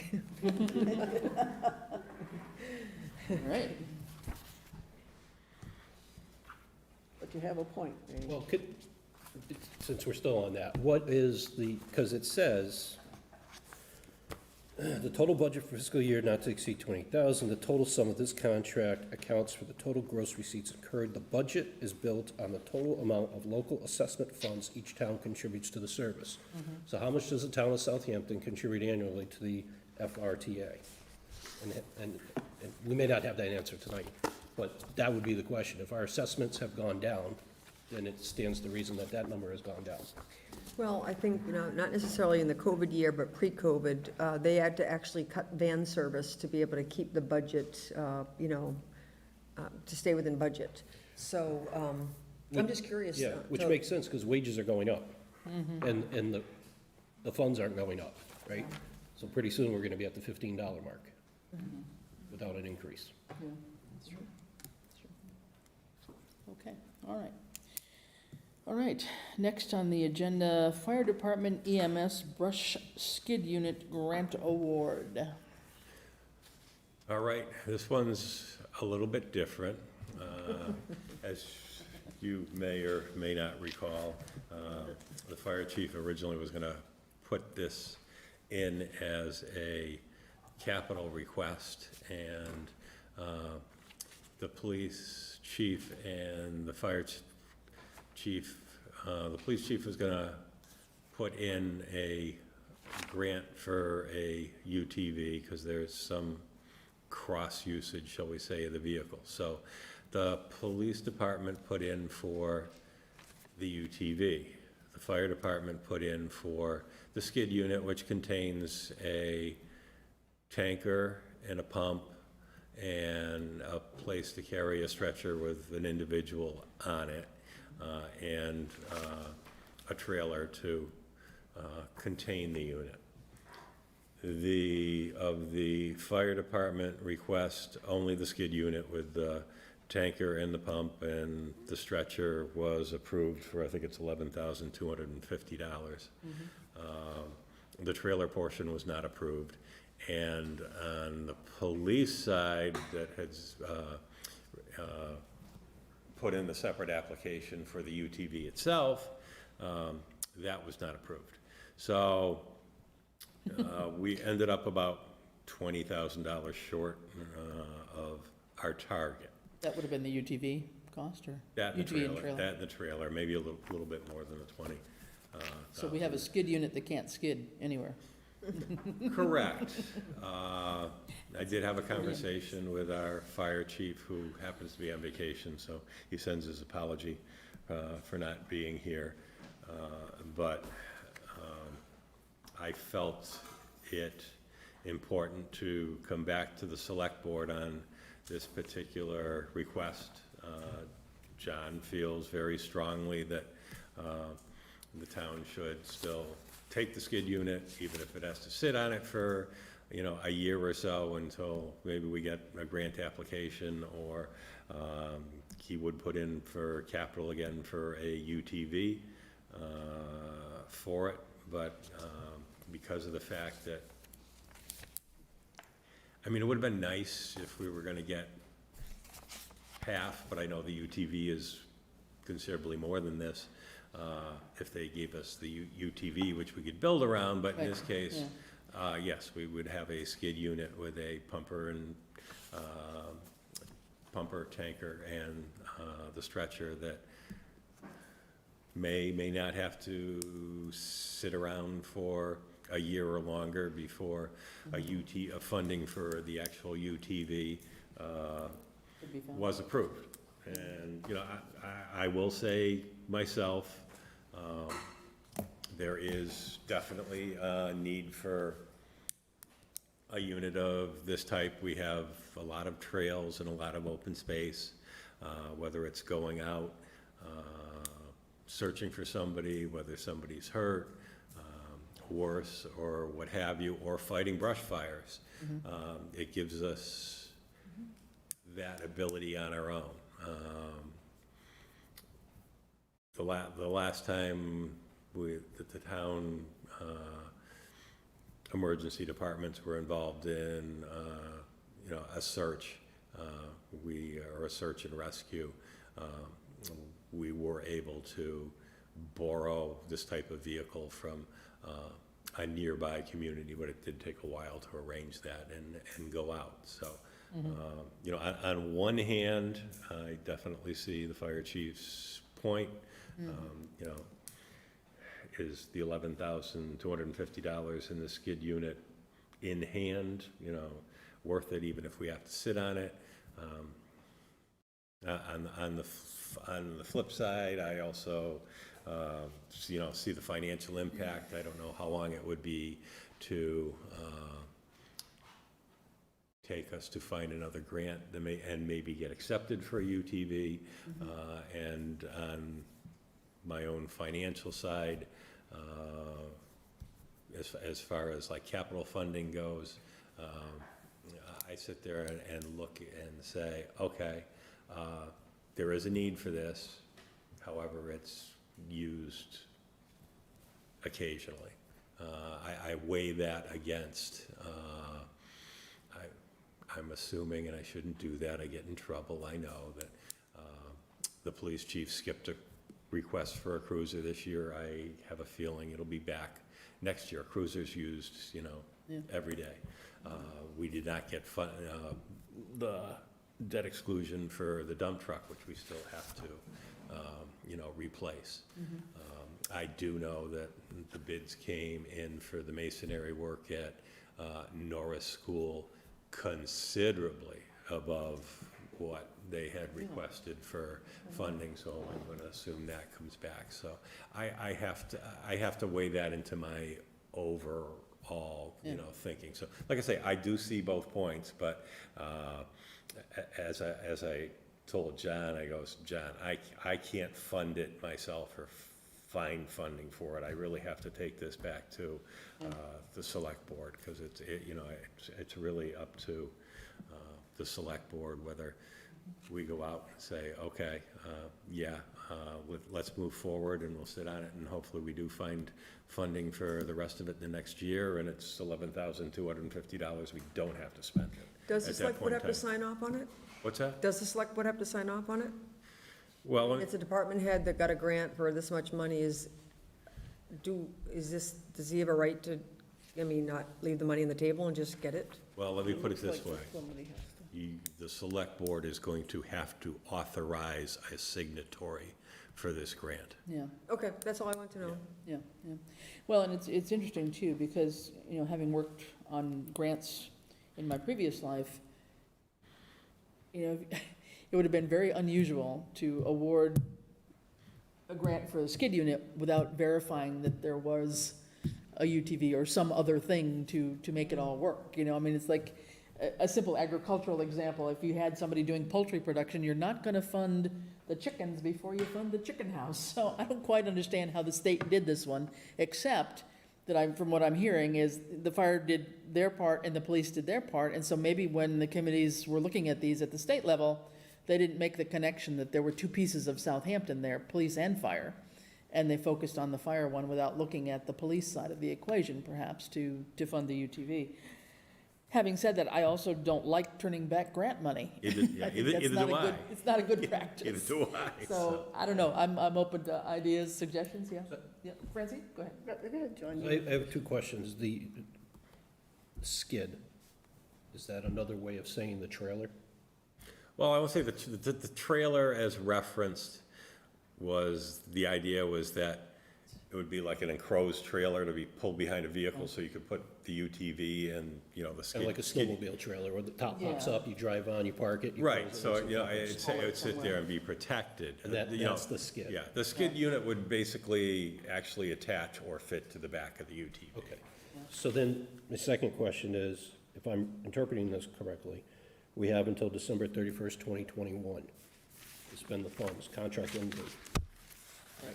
So the time is not necessarily of the urgency. This doesn't have to be decided this week. It's gonna be Well, bought by The December. It's December 31st, but not this the week. money has to be, spent by then. So I- The contract of entering into with the state is a different timeframe. When do we have to agree to this contract or not? They're looking for it back at this point in time. I'd say maybe another week. Well, so I have a thought, but I'll defer until everyone else's questions get asked. Okay. Yeah, I wanted to just say, could we bring this to Lindsay Sabadosa's attention and John Vellis, just to see if there's some help we could get from our representatives? If they understood the situation that we're in, maybe somewhere along there they could find what you're talking about, $20,000, so that we could make this this project whole. Certainly try that. I don't For know American if they Rescue can- Funds? Does this qualify for I was American gonna Rescue say, Funds? Yeah. Rescue us. Not that I have seen so far, but they're supposed to come out with more detailed information on that in a few weeks, so. I mean, we could certainly ask them. I get the impression that part of the reason this happened is that they had whatever their pot of money was, and they were trying to spread it out. It was only $380,000 Okay. to be done So they were across probably the just state. trying to spread it out among, as many municipalities as they Right. can, so that they can promote how many towns they assisted, right? And But I'm saying So- maybe out of another pocket, they could find this money. What about surplus vehicles? I mean, right now, is there any, what are the vehicles that are currently in the fire department? I mean, I know there was recently, within the last couple of years, there was a new vehicle, and they ended up keeping the older one for like transporting hoses or training or something. Is there any opportunity within the department to at least partially fund the UTV? That's a good idea. Well, if it was through a surplus vehicle, it would have to be auctioned off. You don't know how much you'd get for that. It would come, suppose, it would come back to the general fund and have to be appropriated. I don't know if, like, with procuring or acquiring a police cruiser or a dump truck, if a UTV dealer would take a trade on another type of vehicle. No, I was thinking about raising funds, or getting funds that could go towards, it seems like it's similar purchase. I mean, it's similar departments, similar.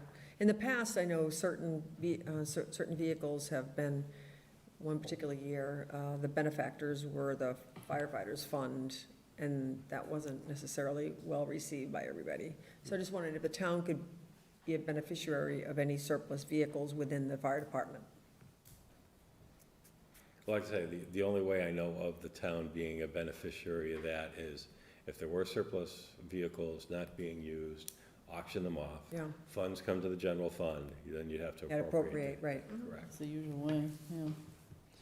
I mean, what would we gain by waiting a week or two? Yeah. What's, Well, I would make, my suggestion would be to table this and send it back to the fire chief, possibly talk to the Fire Aid Association, and see if they can find the 20,000. Much like the Friends on the Council on Aging support it. It's an unbudgeted item at this point in time. And we all went through the last election. Ed's already made the points as to Right. why we probably should not support a vehicle that, if it has to be used, then we'll want it, right? But we need the cruisers on the street, we need the dump truck replaced. All those costs well in excess of 20,000. I mean, the dump truck is 300 and something, right? 261. 261 without detailing.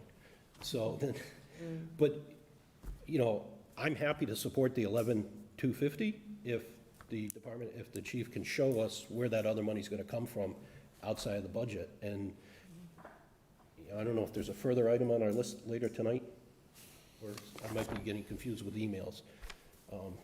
But they have a support group, they have an association. Perhaps they can step in, see what happened here, step in and offer a donation of $20,000 to make this whole thing happen. I also support that and contacting the legislators, but I would want to do it in conjunction with fire chief, Right. not separately. Yeah, yeah. All right, so in that case, John will be back in a couple weeks. He'll be back by our next meeting on the 24th, probably, yeah. Should be, yes. We could have him, Just table it for now? he'd come to the meeting and just tell us what options he's got. There may be other grants that he's aware of that I'm not aware of that he could apply for too. Sure. Does that That work? makes sense, Okay, yes. all right, let's table it for 2 weeks until the next meeting on that. I think in general, though, none of us really would like to turn back grant money, Yeah. but knowing that we've got a lot of pressure on capital fund requests this year, that would not necessarily be a given to put this in there as well. So there has to be some creative thinking about where else we could go between John and Ian both. Maybe they can have some other ideas, okay? All right. So one less thing for you to sign tonight, Ed. Moving on, the Mass Trails Grant. This is on the Greenway right-of-way acquisition, Right, this is another state grant. This is for $100,000. Right. And as part of that, for acceptance and the contracts, the select board would need to designate a signatory for that. The select board chair would need to sign that authorization, and then the person that is authorized as a signatory would have to appear before the town clerk and sign the proof of signatory in front of the town clerk and have it certified or notarized. So this is for the partial payment toward the right-of-way acquisition of the rail trail from the railroad. Correct. I guess my only worry a little bit here is it's the 100,000, but the contract performance date is June 30th, 2022. It's That's tight. gonna be tight. I mean, can reach out and see if there's any possible extension to go along with this at all. I mean, I think in reality, by the time we get whatever we have to do done with, getting additional funds to make up the total cost of the right-of-way estimate anyway, and then doing all that has to be done with abutters, with the railroad itself, a year's gonna go by very, very, very quickly. I would say you're correct. Yeah, I mean, if we could at least get at least 6 months extension, if not more. Well, I would Maybe a suggest year? that we, enter into the contract and I can have the conversation Yeah. with, I think they recognize that this might be a long-haul project Mm-hmm. and ask them if there, is a possibility for an extension separate to this. Yeah, I mean, it's sort of, the language is already in here to that extent. We would need to request it and justify it, but it Yeah. looks like it's a Yeah. possibility that they would consider extending this. yeah. Most grants have that Yeah. kind of extendability to them, so that's a possibility, so. All right, what is anybody's thought about this one? Are we willing to go ahead and accept this grant and decide who should be our signatory for it? This was the second 100,000, right? This isn't what came through. Correct, and the first one's still hard for me, because I was telling Chris, because they had reached out to me and, for Housing Choice and asked me if we had spent anything during fiscal year '21, and I said, let me check. I don't believe we did, but let me check. And I actually got this confused because it comes from Housing Choice, but it's their small town capital. So I checked on the, shall we say, wrong grant at first, not recognizing that, this one's actually the $100,000 for the Greenway right away. So, Yeah. yes, there's two different $100,000 grants that Right, okay, we've been awarded to help with the acquisition of that right away. okay. So do you need a vote to authorize the chair to sign, or The chair or, designate? Basically, what you'd be doing is authorizing a signatory, which I would suggest be myself for this one. And then, once that's done, like I say, the chair has to sign the form that authorizes me to be the signatory, and then I have to sign the official signatory form in front of the town clerk, so she can identify that that is my signature and certify it. are you the signatory for the Mass Trails Concom one as well? No, Concom is themselves? Concom is themselves, correct. All right, well, how about, could we have a motion to have the town administrator be the signatory for the Mass Trails? So moved, so acquisition moved. grant? I'll second it. All right. Any more discussion on that? If not, all in favor? Aye. Aye. Okay. Who's the second there?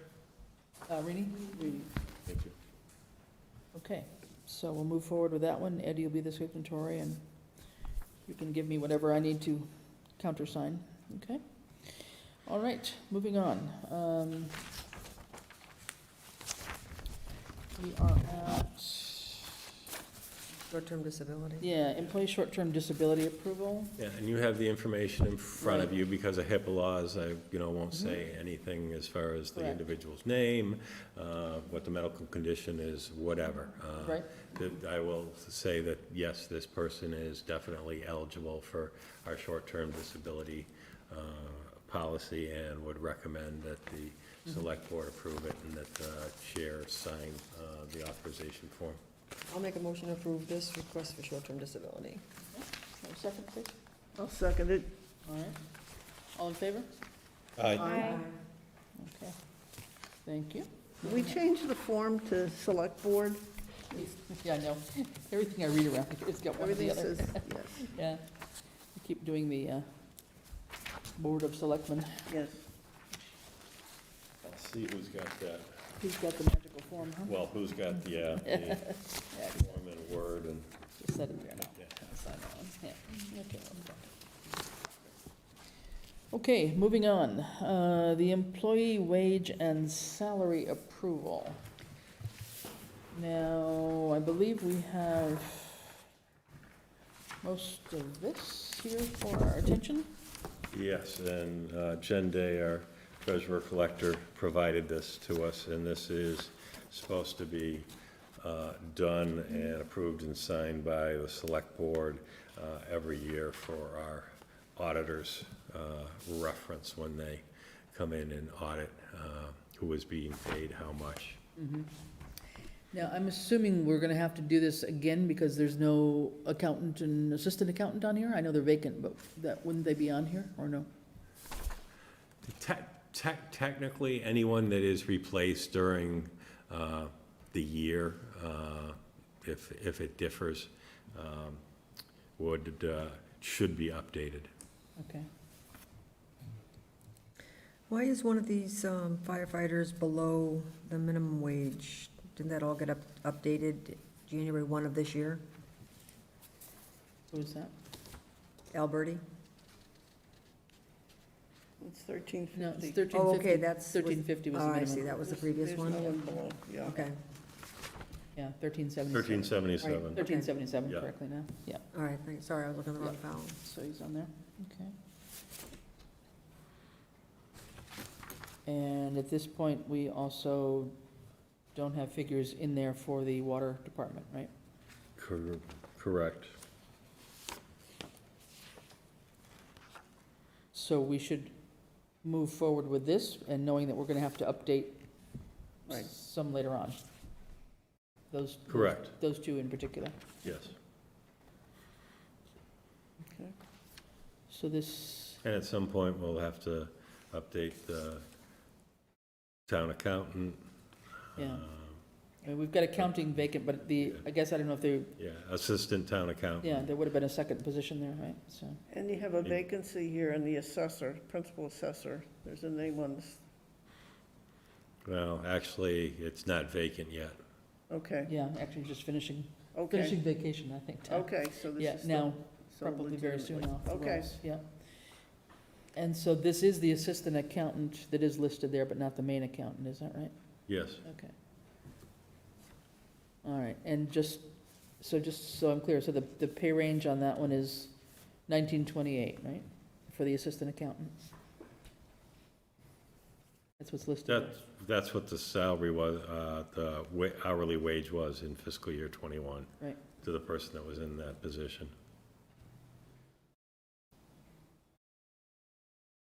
Okay, anybody have any questions or comments on this? Any?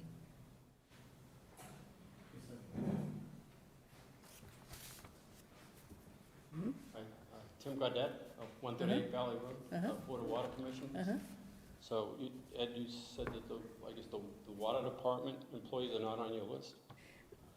Not in terms of a fixed salary yet, because we still have to discuss that. That's on the agenda coming up. Oh, it's Still? still, oh, it's a Yeah, different this is, agenda this is, item? this is a Oh, different item, yep. Yeah. We're getting there. okay. Getting close. That's Thanks, okay, Tim. Tim. We're getting close, yep. No, this is for the ones that are already listed out here, so. So all the folks in town hall, fire department, library. yeah, that's right, it's Okay. Any questions, anybody? Are we okay with it? Mhm. If so, could I have a motion to approve that? Yeah, sorry. Can I just ask, people who in the last year show as under the fire department 0 hours worked, can this list be purged? Should it be purged? Purged how? Then the people taken off the list. Well, if it's a possibility that they work and have not resigned or been removed, then they need to be on the list, even if they only worked one shift during But they fiscal year have- '22. What this is saying is 0 hours for the year. Yeah, Yeah, so nobody has, it looks like nobody has any set schedule, Right. so there's no baseline. Well, they don't. They're all on call. they're all on call, Right. so they're, If they haven't been called in a year. but they're still available apparently, right? Correct. There are 1, 2, 3, 4, 5. It's 5 people. Which column are you looking at, Francie? Here, you're employed as of, The 8th column from the left. That's years, how many years they've been here. yeah, So they, What's the heading of the column? employed. What's the heading of the column? It's the 8th from the left. Bi-weekly hours. No, what is that, Yeah. years Years- employed? Well, that's years employed, actually. All so- right, Yeah. Yeah, it's okay. not Yeah, hours. that's not, yeah, it's different. All right, Somebody's been less than a year. okay, so then. That first person has been less got than a it. year. Okay, So they're actually they're newer employees. Yeah, they're just new all employees. right, But none of these columns say how many hours anybody worked in a year, right? yes. Which one? No, there isn't. Okay. Hours per week, that's not filled in. Bi-weekly hours, it's all, the hours everybody, per week would everybody only has be a if zero. if they Okay, if they have It's a not a regular, baseline. it's not it's not a schedule. regular, okay, it's It's not a on regular call. schedule, so. Take it back, Okay. thank you. If everybody's in favor, did we have a motion? I'm sorry, I lost track. Did we have a motion? To approve? I don't believe we did. I'll make a motion to approve the salary scale. All right. Can I have a second, please? I'll sec- Joy? Second? Sure. Okay. All right. If no further discussion, could we have a vote, please? All in favor? Aye. Okay. Okay. All right. All right. Now we're at this point. We didn't lose you. All right, we're at the next agenda item, which is the town council legal opinion regarding the water commissioner's authority to set wages. And this has gone back and forth a couple of times. We have some emails in our package from July 15th, July 23rd, August 5th, after our last meeting, to clarify the issue around the town meeting vote that appropriated the enterprise fund, et cetera, right? So Ed, I'll let you Correct. And, take some and, lead on explaining, and then we'll probably have questions, and sure, Tim is here to and give us some input too. basically, the short summary would be that town council has said that the water commissioners do not have the autonomy to set their own wage rates for their employees, and that town meeting vote does not bind the town to pay a certain annual wage to someone just because it's listed in the budget presentation, that's still subject to the regular process of going through the PPB and the select board. So it basically means that the PCFs for the 2 water department employees are still in limbo as far as that goes. They do not have an approved rate for fiscal year '22. And my suggestion to the select board, and I have talked to Jim Malunas about that, and Tim Gaudet from the Water Commission, is here to represent the water commissioners, that I would recommend to the select board that the select board and the water commissioners have a joint executive session to go over the pay rate or contract agreement with, for the water superintendent, to see if they can come to some type of agreement of where that, should actually fit in. And like I say, Tim's here from the water commissioners, but I think that's the best way to proceed forward with this particular discrepancy. And would that include also the other employee that has not been? I'd have to double check. I know that, like I say, the water superintendent has a contract agreement. I'd have to check in, see if the water technician also has a contract agreement with, through the water commissioners. Okay. Tim, would you like to speak on behalf of the water commission? For the water commissioners. So, did the PPP, did they approve the pay increase? They did. They did, so I guess I'll just point that out, that that was approved by them. And I think that the salary was set, thinking that, I think the superintendent's salary is, over the last few years, has fallen behind the salaries of superintendents in other, Hampshire County communities. And so I think that the intent was to try to, achieve a correction, kind of similar to the discussion you guys had earlier, where, the salaries, I think across many boards are falling behind. And so it was, we're concerned about retention. There are positions that open up periodically. And so anyway, I think it's the position of the water commissioners that we'd like to see the salaries that were approved at town meeting approved by the select board. Okay. And I think our discussion earlier, when one of your colleagues was here, was that part of the issue with when it does get approved at town meeting, the enterprise fund is never broken out for the townspeople to understand how that figure is arrived at. And I know myself and a few others maybe were not comfortable with such a huge raise, understanding that things have lagged behind, but that would be a very significant amount of money put forward in that one position. So that was where we wanted to have further enlightenment as to whether we were bound by that town meeting vote, which it sounds like we are not. But we do need to come to some resolution, obviously. So I don't know, anybody have any further thoughts? I mean, Ed has got a suggestion on the floor, and I like Ed's suggestion. John? So, yeah, I think it's a good start, but it does not go far enough. So let's just deal with the issue while it's at hand. So I'm fine with the executive session of the two boards sooner rather than later, because the employees were already told this was gonna be on hold for 2 weeks, and we're at the 4-week mark right now. So in fairness to them, it should move forward. I think, we go into executive session in preparation for negotiations with non-union personnel. That covers both of it.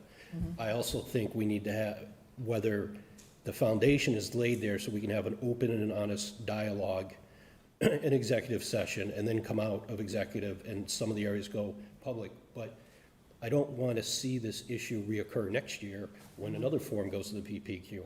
So we need to, okay, here are the ground rules, here's what the attorney said, assuming you don't have an attorney with a countering opinion.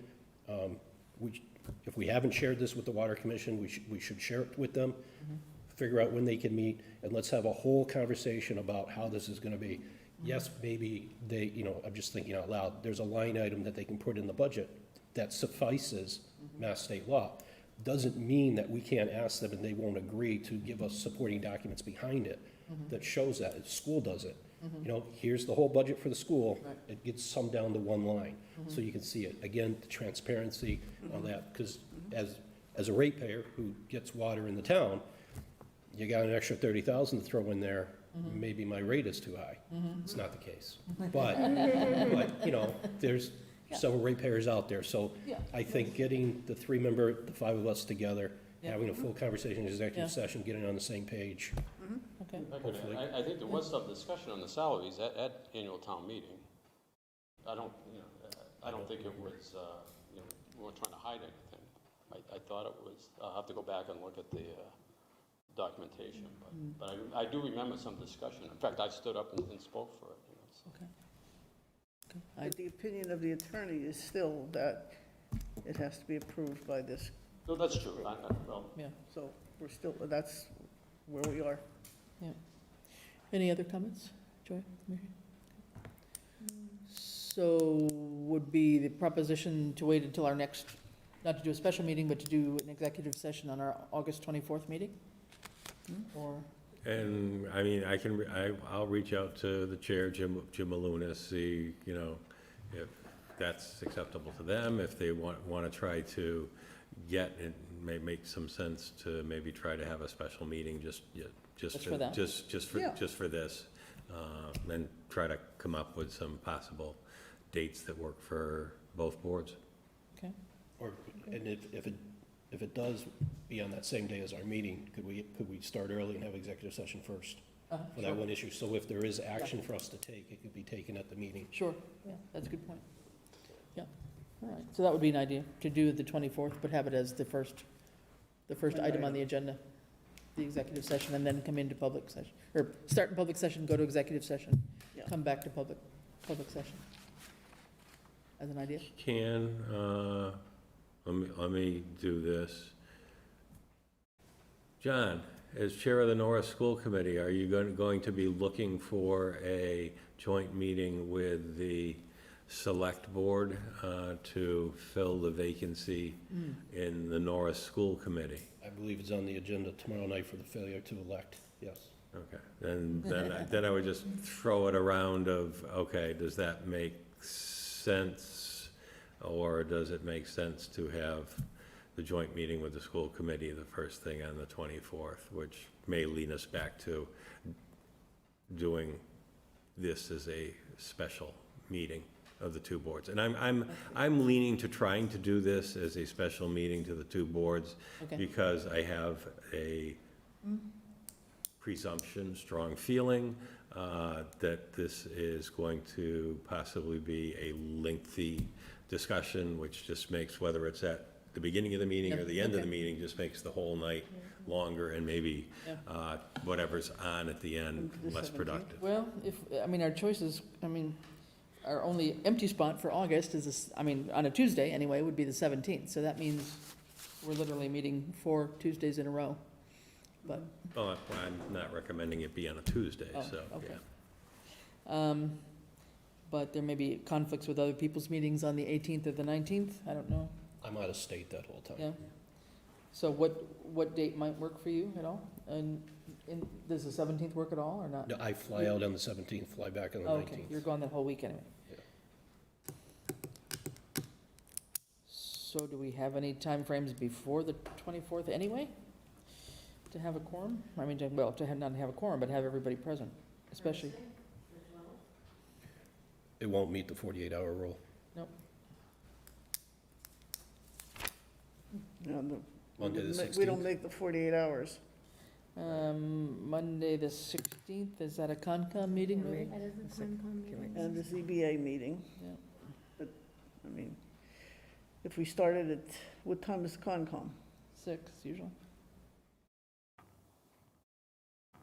And ZBA is at 5:30. Yeah. Boy, Can't do the 16th. If it's just executive session, can't we have it on Sunday evening? No, okay. well. Anybody got a date they want to suggest here? You're gone the whole week of the 16th, is that it? I'm here Monday and Friday, Okay. so possibly the, Monday? Monday conflicts with 2 other scheduled meetings already, Concom and ZBA that were What time is Concom? 6, And ZBA is 5:30. 5:30. Could we make it 7? So you could attend at least part of Concom? That's fine. I'm in communication with Marlo. I'm not sure I For can now. make it, but I'll let you know. Yeah. Any other choice dates for you?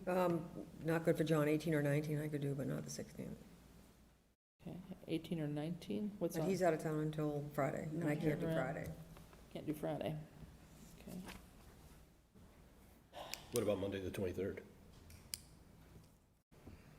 23rd is fine Do the for 23rd. me.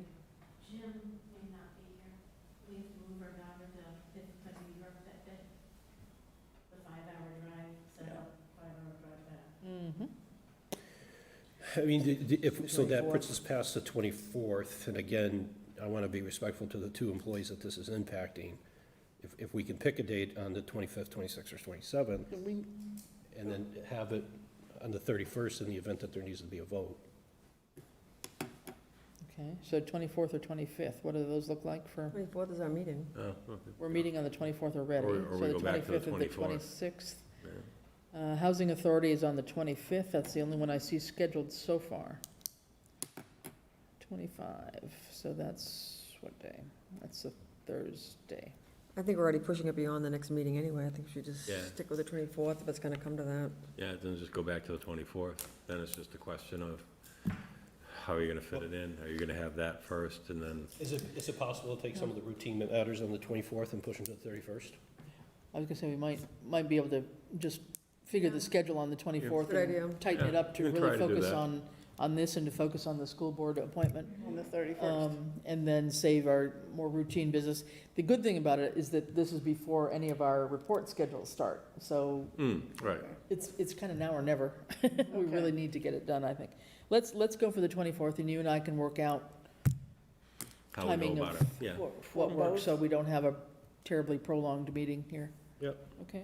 Okay. And And the make these school notes committee of- appointment has to be School committee at the same time on that. Yep. 24th. co-meeting as opposed to Okay. they approve, then we approve? What's that? Does it have to be a joint meeting with the school committee? Can't they approve it and then we approve it, or it has to be at the same time? Same time. Okay, That one shouldn't take very long. I mean, that should be very, right. very simple. This will be the more Right. prolonged discussion, probably. Okay, well, let's go for the 24th, and we'll figure out a schedule that would make some level of sense to get through the night, Okay. okay? Thanks, Thank you. appreciate it. Thanks, All right. Tim. Appreciate it. Okay. COVID-19 update, Ed. I don't know if you've got anything in particular. I just got a note from Kate Swistack Rooks, who's the head of the Board of Health, so following up on what Francine announced, just saying, I'm sure Francine filled you in about the mask mandate in municipal buildings effective tomorrow morning. This way, there will be masks required for the school committee meeting tomorrow. We're also going to be drafting an advisory for people to wear masks in public places. I talked to Francine about how boards can also elect to meet outside to improve ventilation, but that's not possible. But if that's not possible, wearing masks, socially distancing, and increasing ventilation is necessary. So that's what I know. Any more information than that? It's Well, more the than only I- other thing I That's just add, more indifferent than I was going to actually put into my report. And the only thing is what John added when I gave it is that masks required in town buildings regardless of vaccination Right. status. Yeah. So that has to be clear. Okay, Yeah, I'm going to hold off and actually see how it's worded writtenly. okay. Yeah, just to, Well, but I mean, yeah. there, I mean, it becomes, are there exceptions for medical reasons and religious reasons? I've heard it said a couple of different ways of municipal or town public buildings. I want to see that wording rather than just public buildings, because public buildings has a whole different connotation to me, so we know some change is coming yeah. It tomorrow. wasn't clear to me when this is getting written, though. When the vote was taken, the health director was giving the directive to have it written up tonight Okay, in effect, on the doors at 8 AM tomorrow on bright pink paper. There seems to be an anticipation of 300 attending the school committee meeting tomorrow night, so. oh, wow. Was there any discussion about the case tracing numbers? Has the town seen an increase in, Yes, I asked the question, and what the information that we got is there were 5 cases, active cases here in Southampton. No detail on the case tracing, because I said, having that information to give people about the potential of their exposure, that's all. Just put it in a context would help people. I didn't get, No. we Yeah, didn't we really were- get very far with that. We were directed towards a website yeah, at DPH to go and get it, and I know on our end, on the school, and one of the things we're gonna ask Dr. Bonneville to do tomorrow night is reinstitute the weekly superintendent's report that had, that one pager that had all the information on it, and push it out to all the parents through Norris as a means to try and communicate it. Okay, It's a step. all right. Well, just to say, at least anybody coming to town hall tomorrow, and to the library, and to the school, and to fire department, police department, what other departments do we have? Highway department, Highway department, yeah, water department. water department, please be prepared to COA. bring and wear your, and the COA, by all means. Be prepared to bring and wear your mask tomorrow morning. Good advice, no matter whether we have it written down on paper yet or not, but I think that's where we should all be heading and try to be as safe as we can, and Right, and neighboring communities have already instituted, Some- Northampton and Easthampton both right, and I think Easthampton had a today. fairly clear letter out from their public health nurse, I believe, that was quite explicit. It was a family of 5 that just got back from Florida. Uh-huh. Did it tell you that? No. Yeah, okay. All right, so that's where we are in terms of COVID updates. At this point, we haven't restarted any kind of phone conversation bi-weekly meeting. That may be something that might have to happen later on with maybe relevant parties, but hopefully we can hold off on that for a little bit longer. I'm surprised nothing's come out from the governor's office, frankly. Yeah, I mean, nothing more from the governor's office, has there been? No, I mean, for the most part, everything I've seen at this point has pretty much pushed it down to the local level. I mean, I felt it was coming, however, Hampshire County in general right now is the only county out of 14 or 15 in the state that isn't in high risk or, Yeah. I forget what the next one, Substantial. risk, so, but the numbers here were climbing too. I seem to remember that within the county, at least for Southampton, for the last report that I looked at,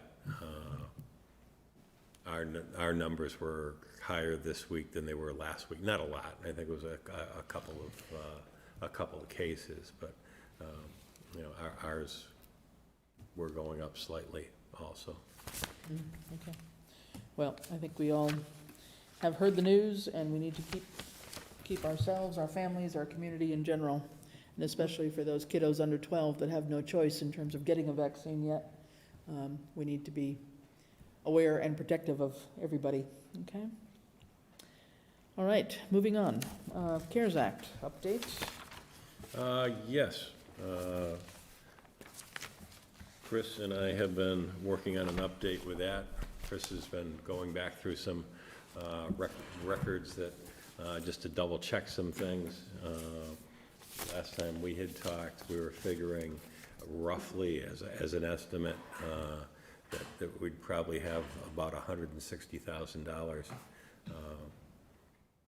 more due to what either hasn't been spent currently or due to the changes of FEMA reimbursing 100% instead of 75%, which frees up 25% of the categories that were in the CARES Act. So we're going to take a little deeper look at that over the next week. And then Chris, with doing some of her proving of, or trying to prove some of the expenses, found one that we need to double check just to make sure that we're not double counting one particular expense, which was fairly substantial. So we'll be going through that. And, Making headway on it, yeah, believe it or not. absolutely. It's not easy between what was the two different, shall we say, bundles or categories, and then the changes that have occurred, you know, throughout the year with it. But I think we've got it pretty well under a handle on it. One thing I think we ought to know, and maybe it's known, but just not by me, is just what we have for a current stock of PPE in general. Not knowing what we're heading into in the fall and winter, knowing how much trouble we had getting it when we couldn't get it and when you needed it. You know, to the extent, I know there were some large orders through the EMD, and there were things stocked over there. Fire and others have done, so we may have enough, but it would be good to just get a.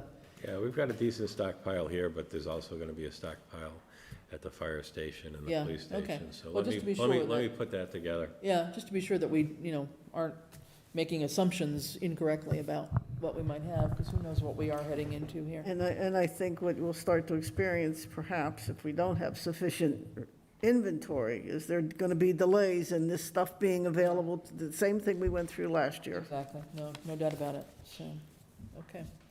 All right, and then on to ARPA, the American Yes. Rescue Act, which has also got some other funny name, Local Recovery Fund, or CLRF, or some other crazy name that they've given I it. can't keep up with them.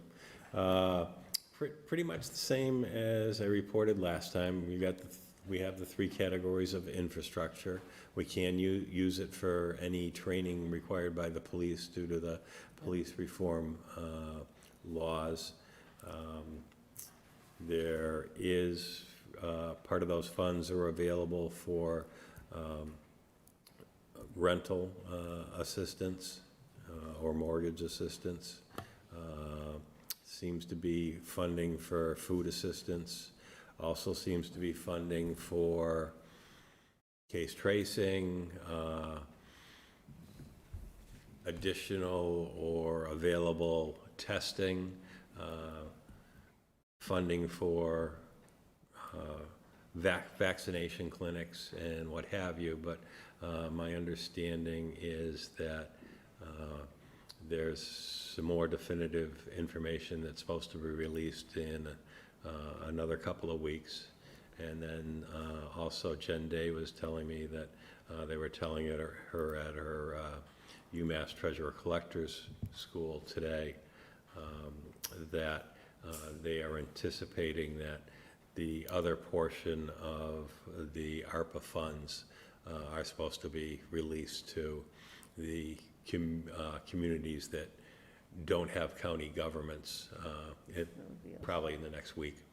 So that would be us. That we would be We're called one of those NEUs, which is a what, something unit? I forget what they're called. Non-entitled unit or something? non-entitlement unit, yes, Yeah, correct. so that's what places like we're called. And there is something, though, about, I'm thinking I saw in one of the DLS bulletins, there might be an early reporting that we may have to do on even the first tranche that we got. Yeah. So even if it's zero, I think we may have to report in. So we just need to keep track on that deadline on that. Sure. On that, but seems to me it was like end of September or something. Is there a plan, though, for, I mean, did you send out a message to department heads, or is there a plan for a group of people to get together to discuss how to use this fund? Yeah, we these funds? started it at the last department head meeting. There weren't many there, so we'll continue it at this week's.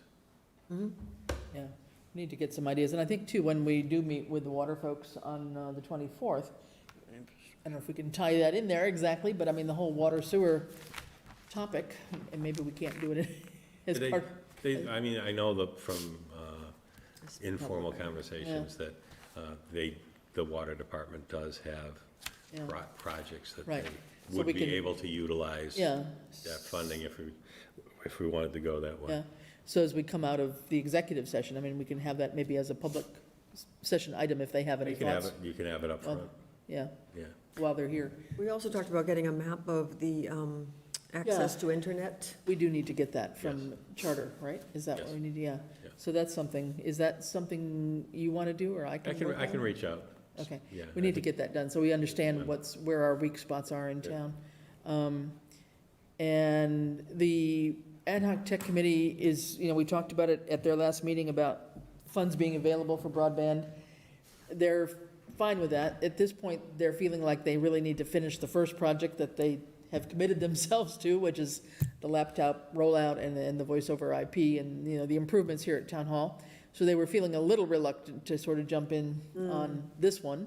But out of that, there's probably two people on the committee that could form maybe a subcommittee that could help us start talking about some of that. But I think it would be helpful to have the map from Charter to know where our broadband does not reach in town, and that would give us a starting point for discussion. So let's make that a priority for next meeting too, so we know what that looks like, okay? All right. Revenue and expenditure, I don't believe we have any updates in our package, No. no? And we are gonna get that for next time, for sure, with the end of year changes in there? Basically, right now, the audit is first on my list. Okay. Second is getting the fiscal year '22 budget numbers loaded in there. Third is the transfers that we have hanging from fiscal year '21 of getting those done, and then this will be next in line. Yep, because the transfers would tie into the revenue and expenditure report Absolutely, anyway, yeah. right? So And- we do and- need to Yeah, and. understand where we ended up for the year, Yeah, basically. Regina was working on the May receipts today. Jen Day needs a couple of account numbers to complete those May receipts, so.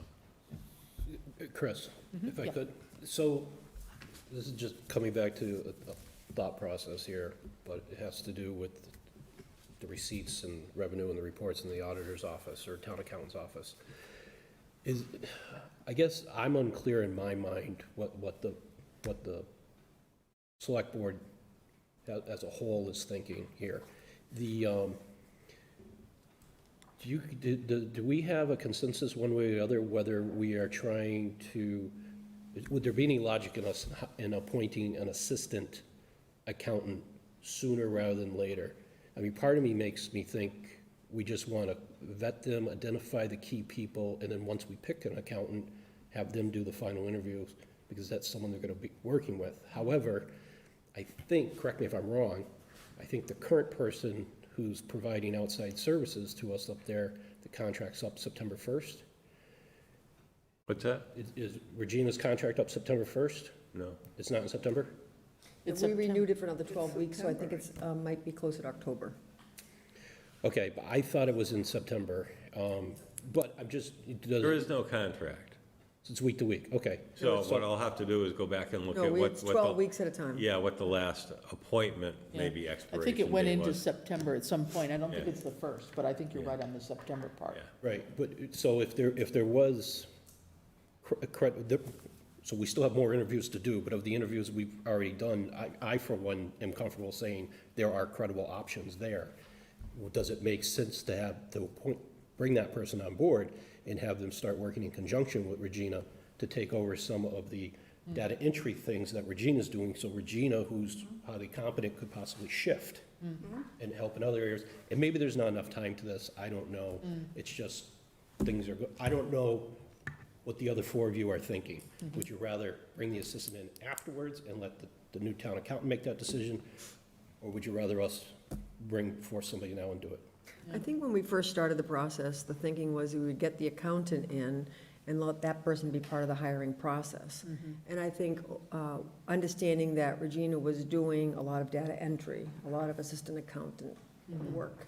And I think it may have shifted over time now that it's been, so many months without somebody. I think the urgency is to get that office staffed. Whereas before, I think it was more, let the person who's the department head select their assistant or present them with the 2 finalists or something. So I defer to the 3 of you that are involved in the process. I mean, Interviews, yeah. based on the qualifications of the people you're seeing. Yeah, and how would we do that? Could we do like an emergency temporary appointment or something? How would that even work? That would be the way we'd have to go about it, yes. So to even just to overlap, say, a month or 2 with Regina, for Yeah, example? Might even be Or- just, or a few weeks a or few whatever, weeks or yeah, something. exactly. So that could be a possibility, Mm. okay. All right, well, let's keep that in the back of our heads anyway, in terms of what might be possible, but, I would honestly rather see us, if we find a good assistant accountant candidate that we would like to hire, because if we don't, they may take a position with someone else. We run that risk, plus the fact that if we get a new accountant in, who's going to be doing their backup work for them? They're going to start the same way Regina has spent all of these this months, is true. trying to do 2 jobs, with one, out of one position. So I'm in favor of going ahead and hiring a good, from among the candidates that we have, and I think we have some good ones, going ahead and making the decision. Okay, all right. All right, well, then, let's wait until we have you guys get through your interviews, and we'll have some information for that for the next meeting. I'm hoping we'll be done, if we get everybody wrapped up. We may have to go to next Monday, but that should be the end of it from the set of resumes that we have in front of us at this point in time. We should be done. Is your goal to present 2 finalists for executive discussion for interviews by the select board? I'm thinking, Yes, and just Yes. as, we also believe that once we identify the finalists, we probably would offer them a cover letter explaining that we want to move them forward and name them publicly. And in that cover letter, state very clearly in bold, this is the wage. Because Yes, right now, thank you. the ad is a Yeah. range, and have them sign off on that. So if Yes, they get this right. far, they already know what that number is. Thank you. Because the ad would have given a range, right? Which Correct. is, yeah, Right, that they would accept within that range. yeah, well, okay. Yeah, we don't want to get all the way down through this entire process and have somebody be under the misconception of whatever the wage amount is, and then say, oh, then sorry. blow the whole thing. Yeah, so we've Yes. wasted a lot of time if they don't have that Absolutely. expectation.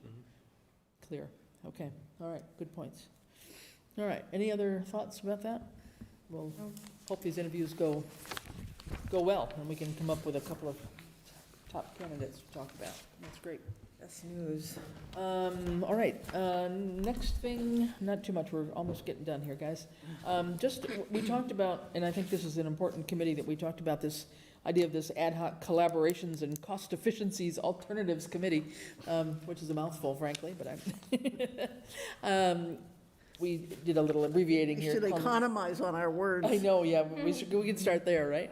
But anyway, for lack of anything better at the moment, just calling it CCEA. And so this is just an attempt at a draft charge, doesn't have to be, decided tonight necessarily, but just trying to throw some ideas out about how we can make this a committee that is not just select board, but it involves other people in town hall, some people from the community as well. So, should I read this out? What would people? I think that'd be a great idea. Yeah? I think so. All right, okay.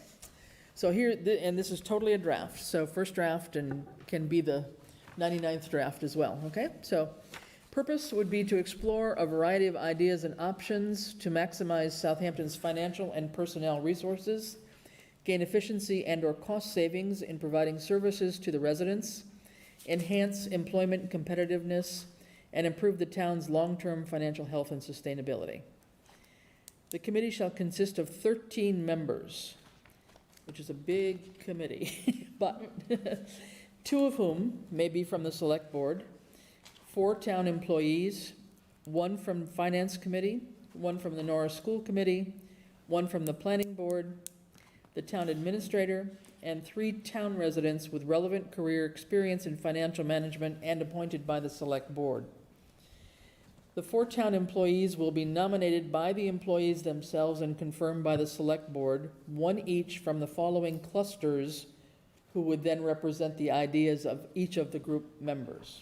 In other words, we can't have everybody on town hall on a committee, so trying to make this manageable to a certain extent.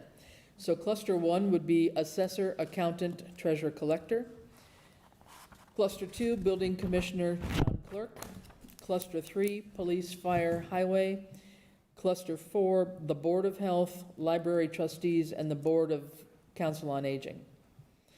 The committee would select its coordinator and clerk and meet at least monthly during FY '22, after which time it may be extended and its composition modified. The committee will at a minimum apply the following criteria to options being considered: level of cost savings, service delivery improvements, timeliness, improve public access to services, feasibility to implement, and potential impact, negative or positive.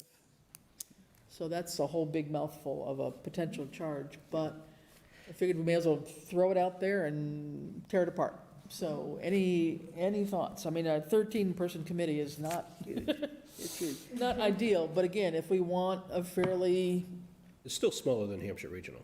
well, that's good to know.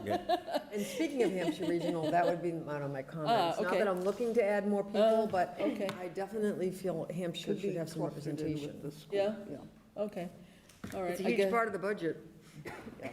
True. I guess I felt that some of that was kind of out of our control, though, in terms of the budget, but maybe not. No? I mean, It is. I mean, to we some have our extent. assessment. I mean, Yes. do we have a whole lot of say in what that, Well, what you could do is the Norris School Committee, well, don't announce this before the vote tomorrow to reorganize, but whoever Norris appoints as its member to Hampshire Regional, could be member of Hampshire Regional. They could have that serve a dual person. purpose. okay, Yeah. you could maybe do a Yeah. dual purpose. Okay. Yeah, I'm just trying to also have an odd number, but also not to make this The other too thing, unwieldy. the other thing is you're mentioning under employees, members of the Board of Health, the library trustees, and the Board of the Council on Aging, Just none of Council on whom are employees. Right. That's all. Oh, so where did I say? And the last in the 4 group, Yeah. the Board of Health, 4 in town. library trustees, and the. Oh, you're making the point that they are not Yeah, they're employees. not employees. Sorry, yeah, okay. So 3 town employees, 1 board So member. Yeah, three employees three and- town employees And the and, Council on Aging.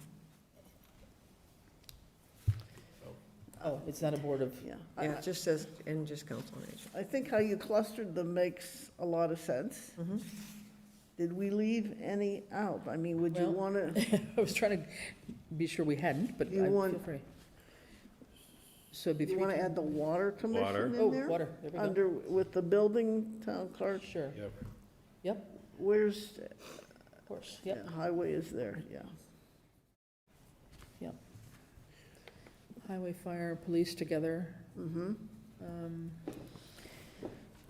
So then, Yeah, Yeah. They might, yeah, Yeah, it's kind of. yeah, probably they fit better police, fire, and highway. Yeah. Water with them. Okay. The,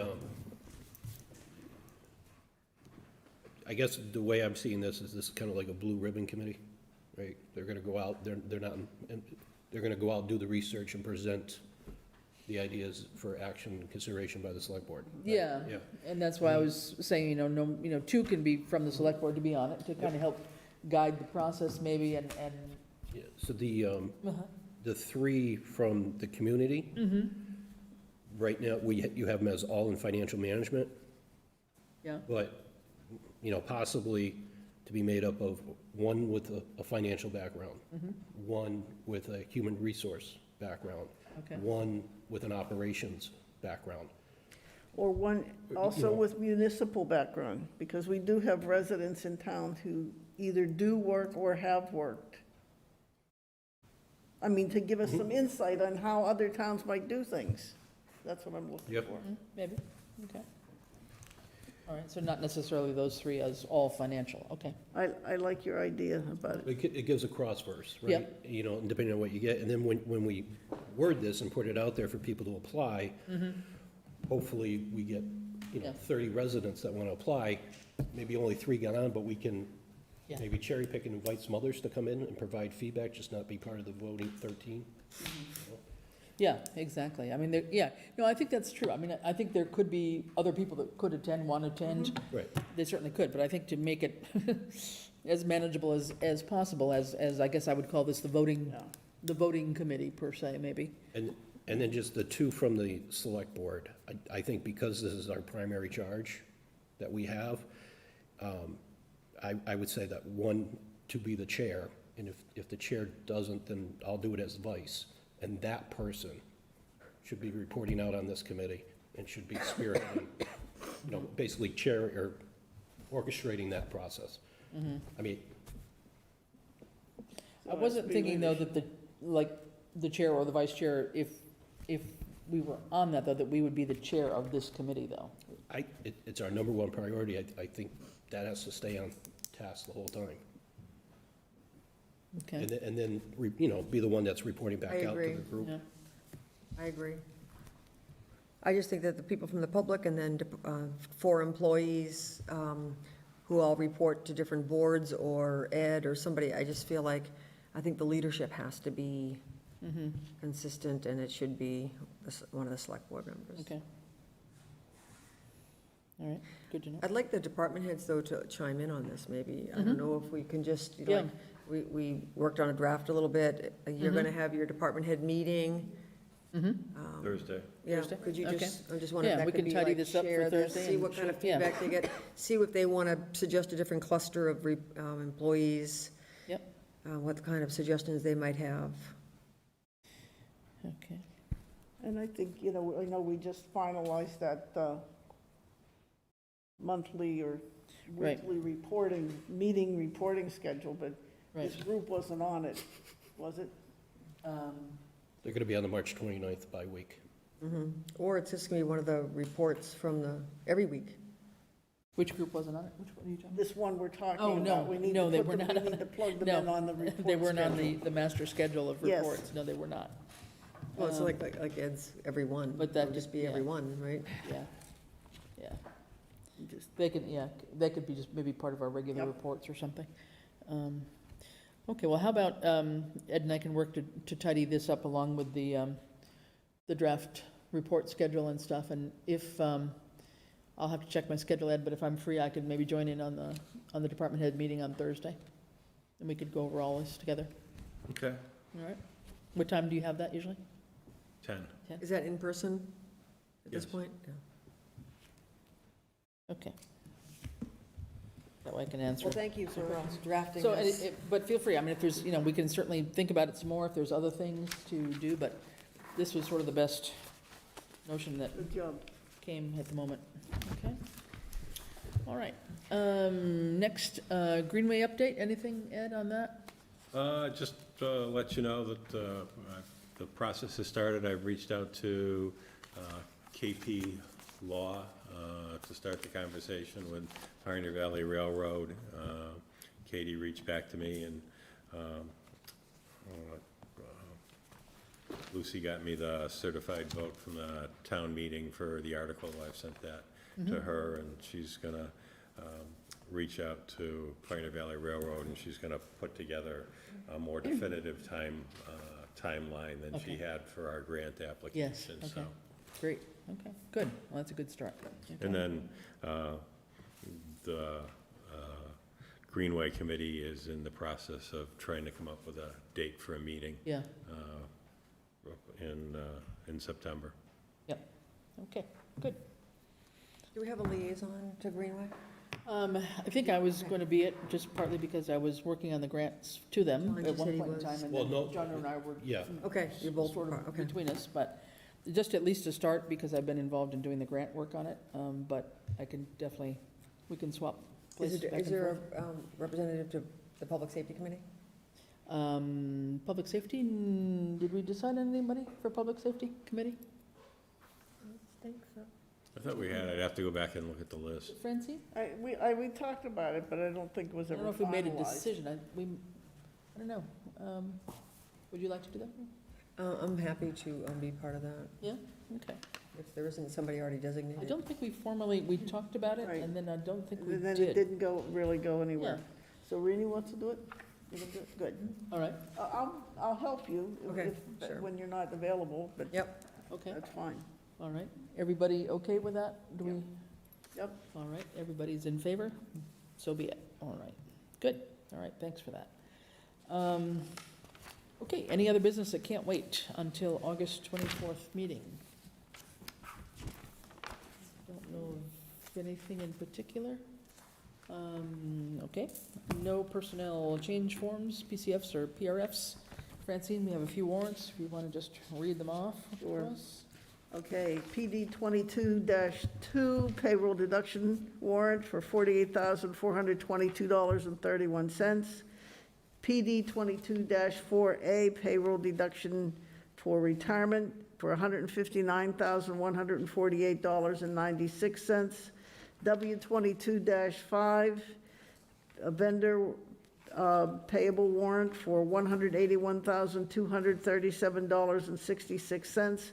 P 22-06, payroll warrant for $272,689.77. And PD 22-6, payroll deduction for $45,204.04.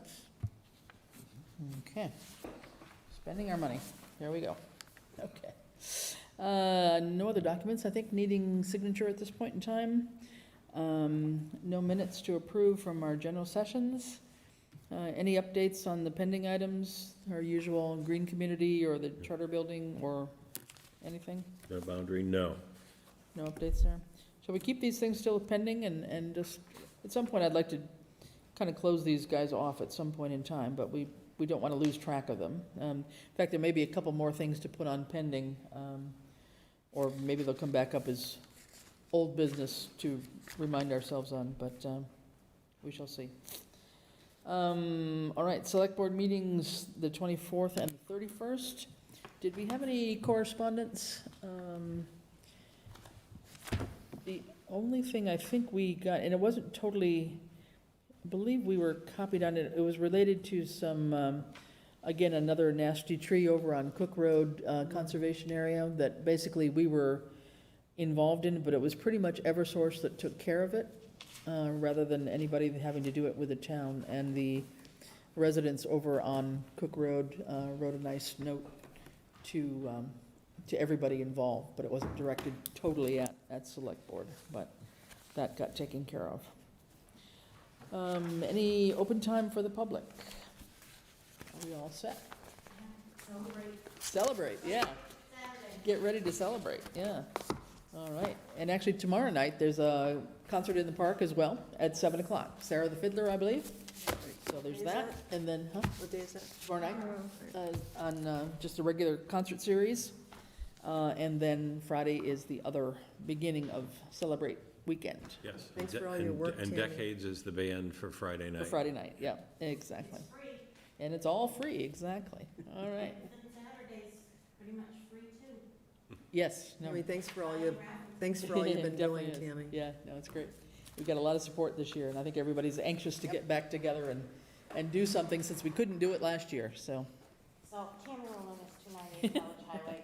So, on a quick note with the raffles, we are gonna have T-shirts for sale that are $10, but the raffles, it's $5 a sheet, and there's 25 tickets on a sheet. There's 44 items Wow. you're gonna be selecting. Lots of really nice things that businesses here in town, out of town donated. Come see everything and bring your lunch. We're providing dessert, and we're gonna have a lot of activities happening. Music and balloonists and barnyard, and the Boy Scouts have this huge thing they're gonna be doing, trying to. Yep. So, And we've got the Citizen of the Year Award, we've got Yes. various other things going on as well, music, et cetera, so. Memory Hour is gonna be talking about Sure. Sheldon Academy. Right. That's gonna be 10 to 11 over at the church. At the church, and Charlie Fisher is doing that. Yep. So come and learn a little bit of history about Southampton and the first, or one of the early schools that used to sit I was pretty gonna much say right Sheldon here. Academy was here, correct? It was Yeah, before Larrabee got they built, started yeah, building pretty much, sections. right next door, yep, It's really interesting. yep, Yeah. so, yeah, good. Hopefully people can come.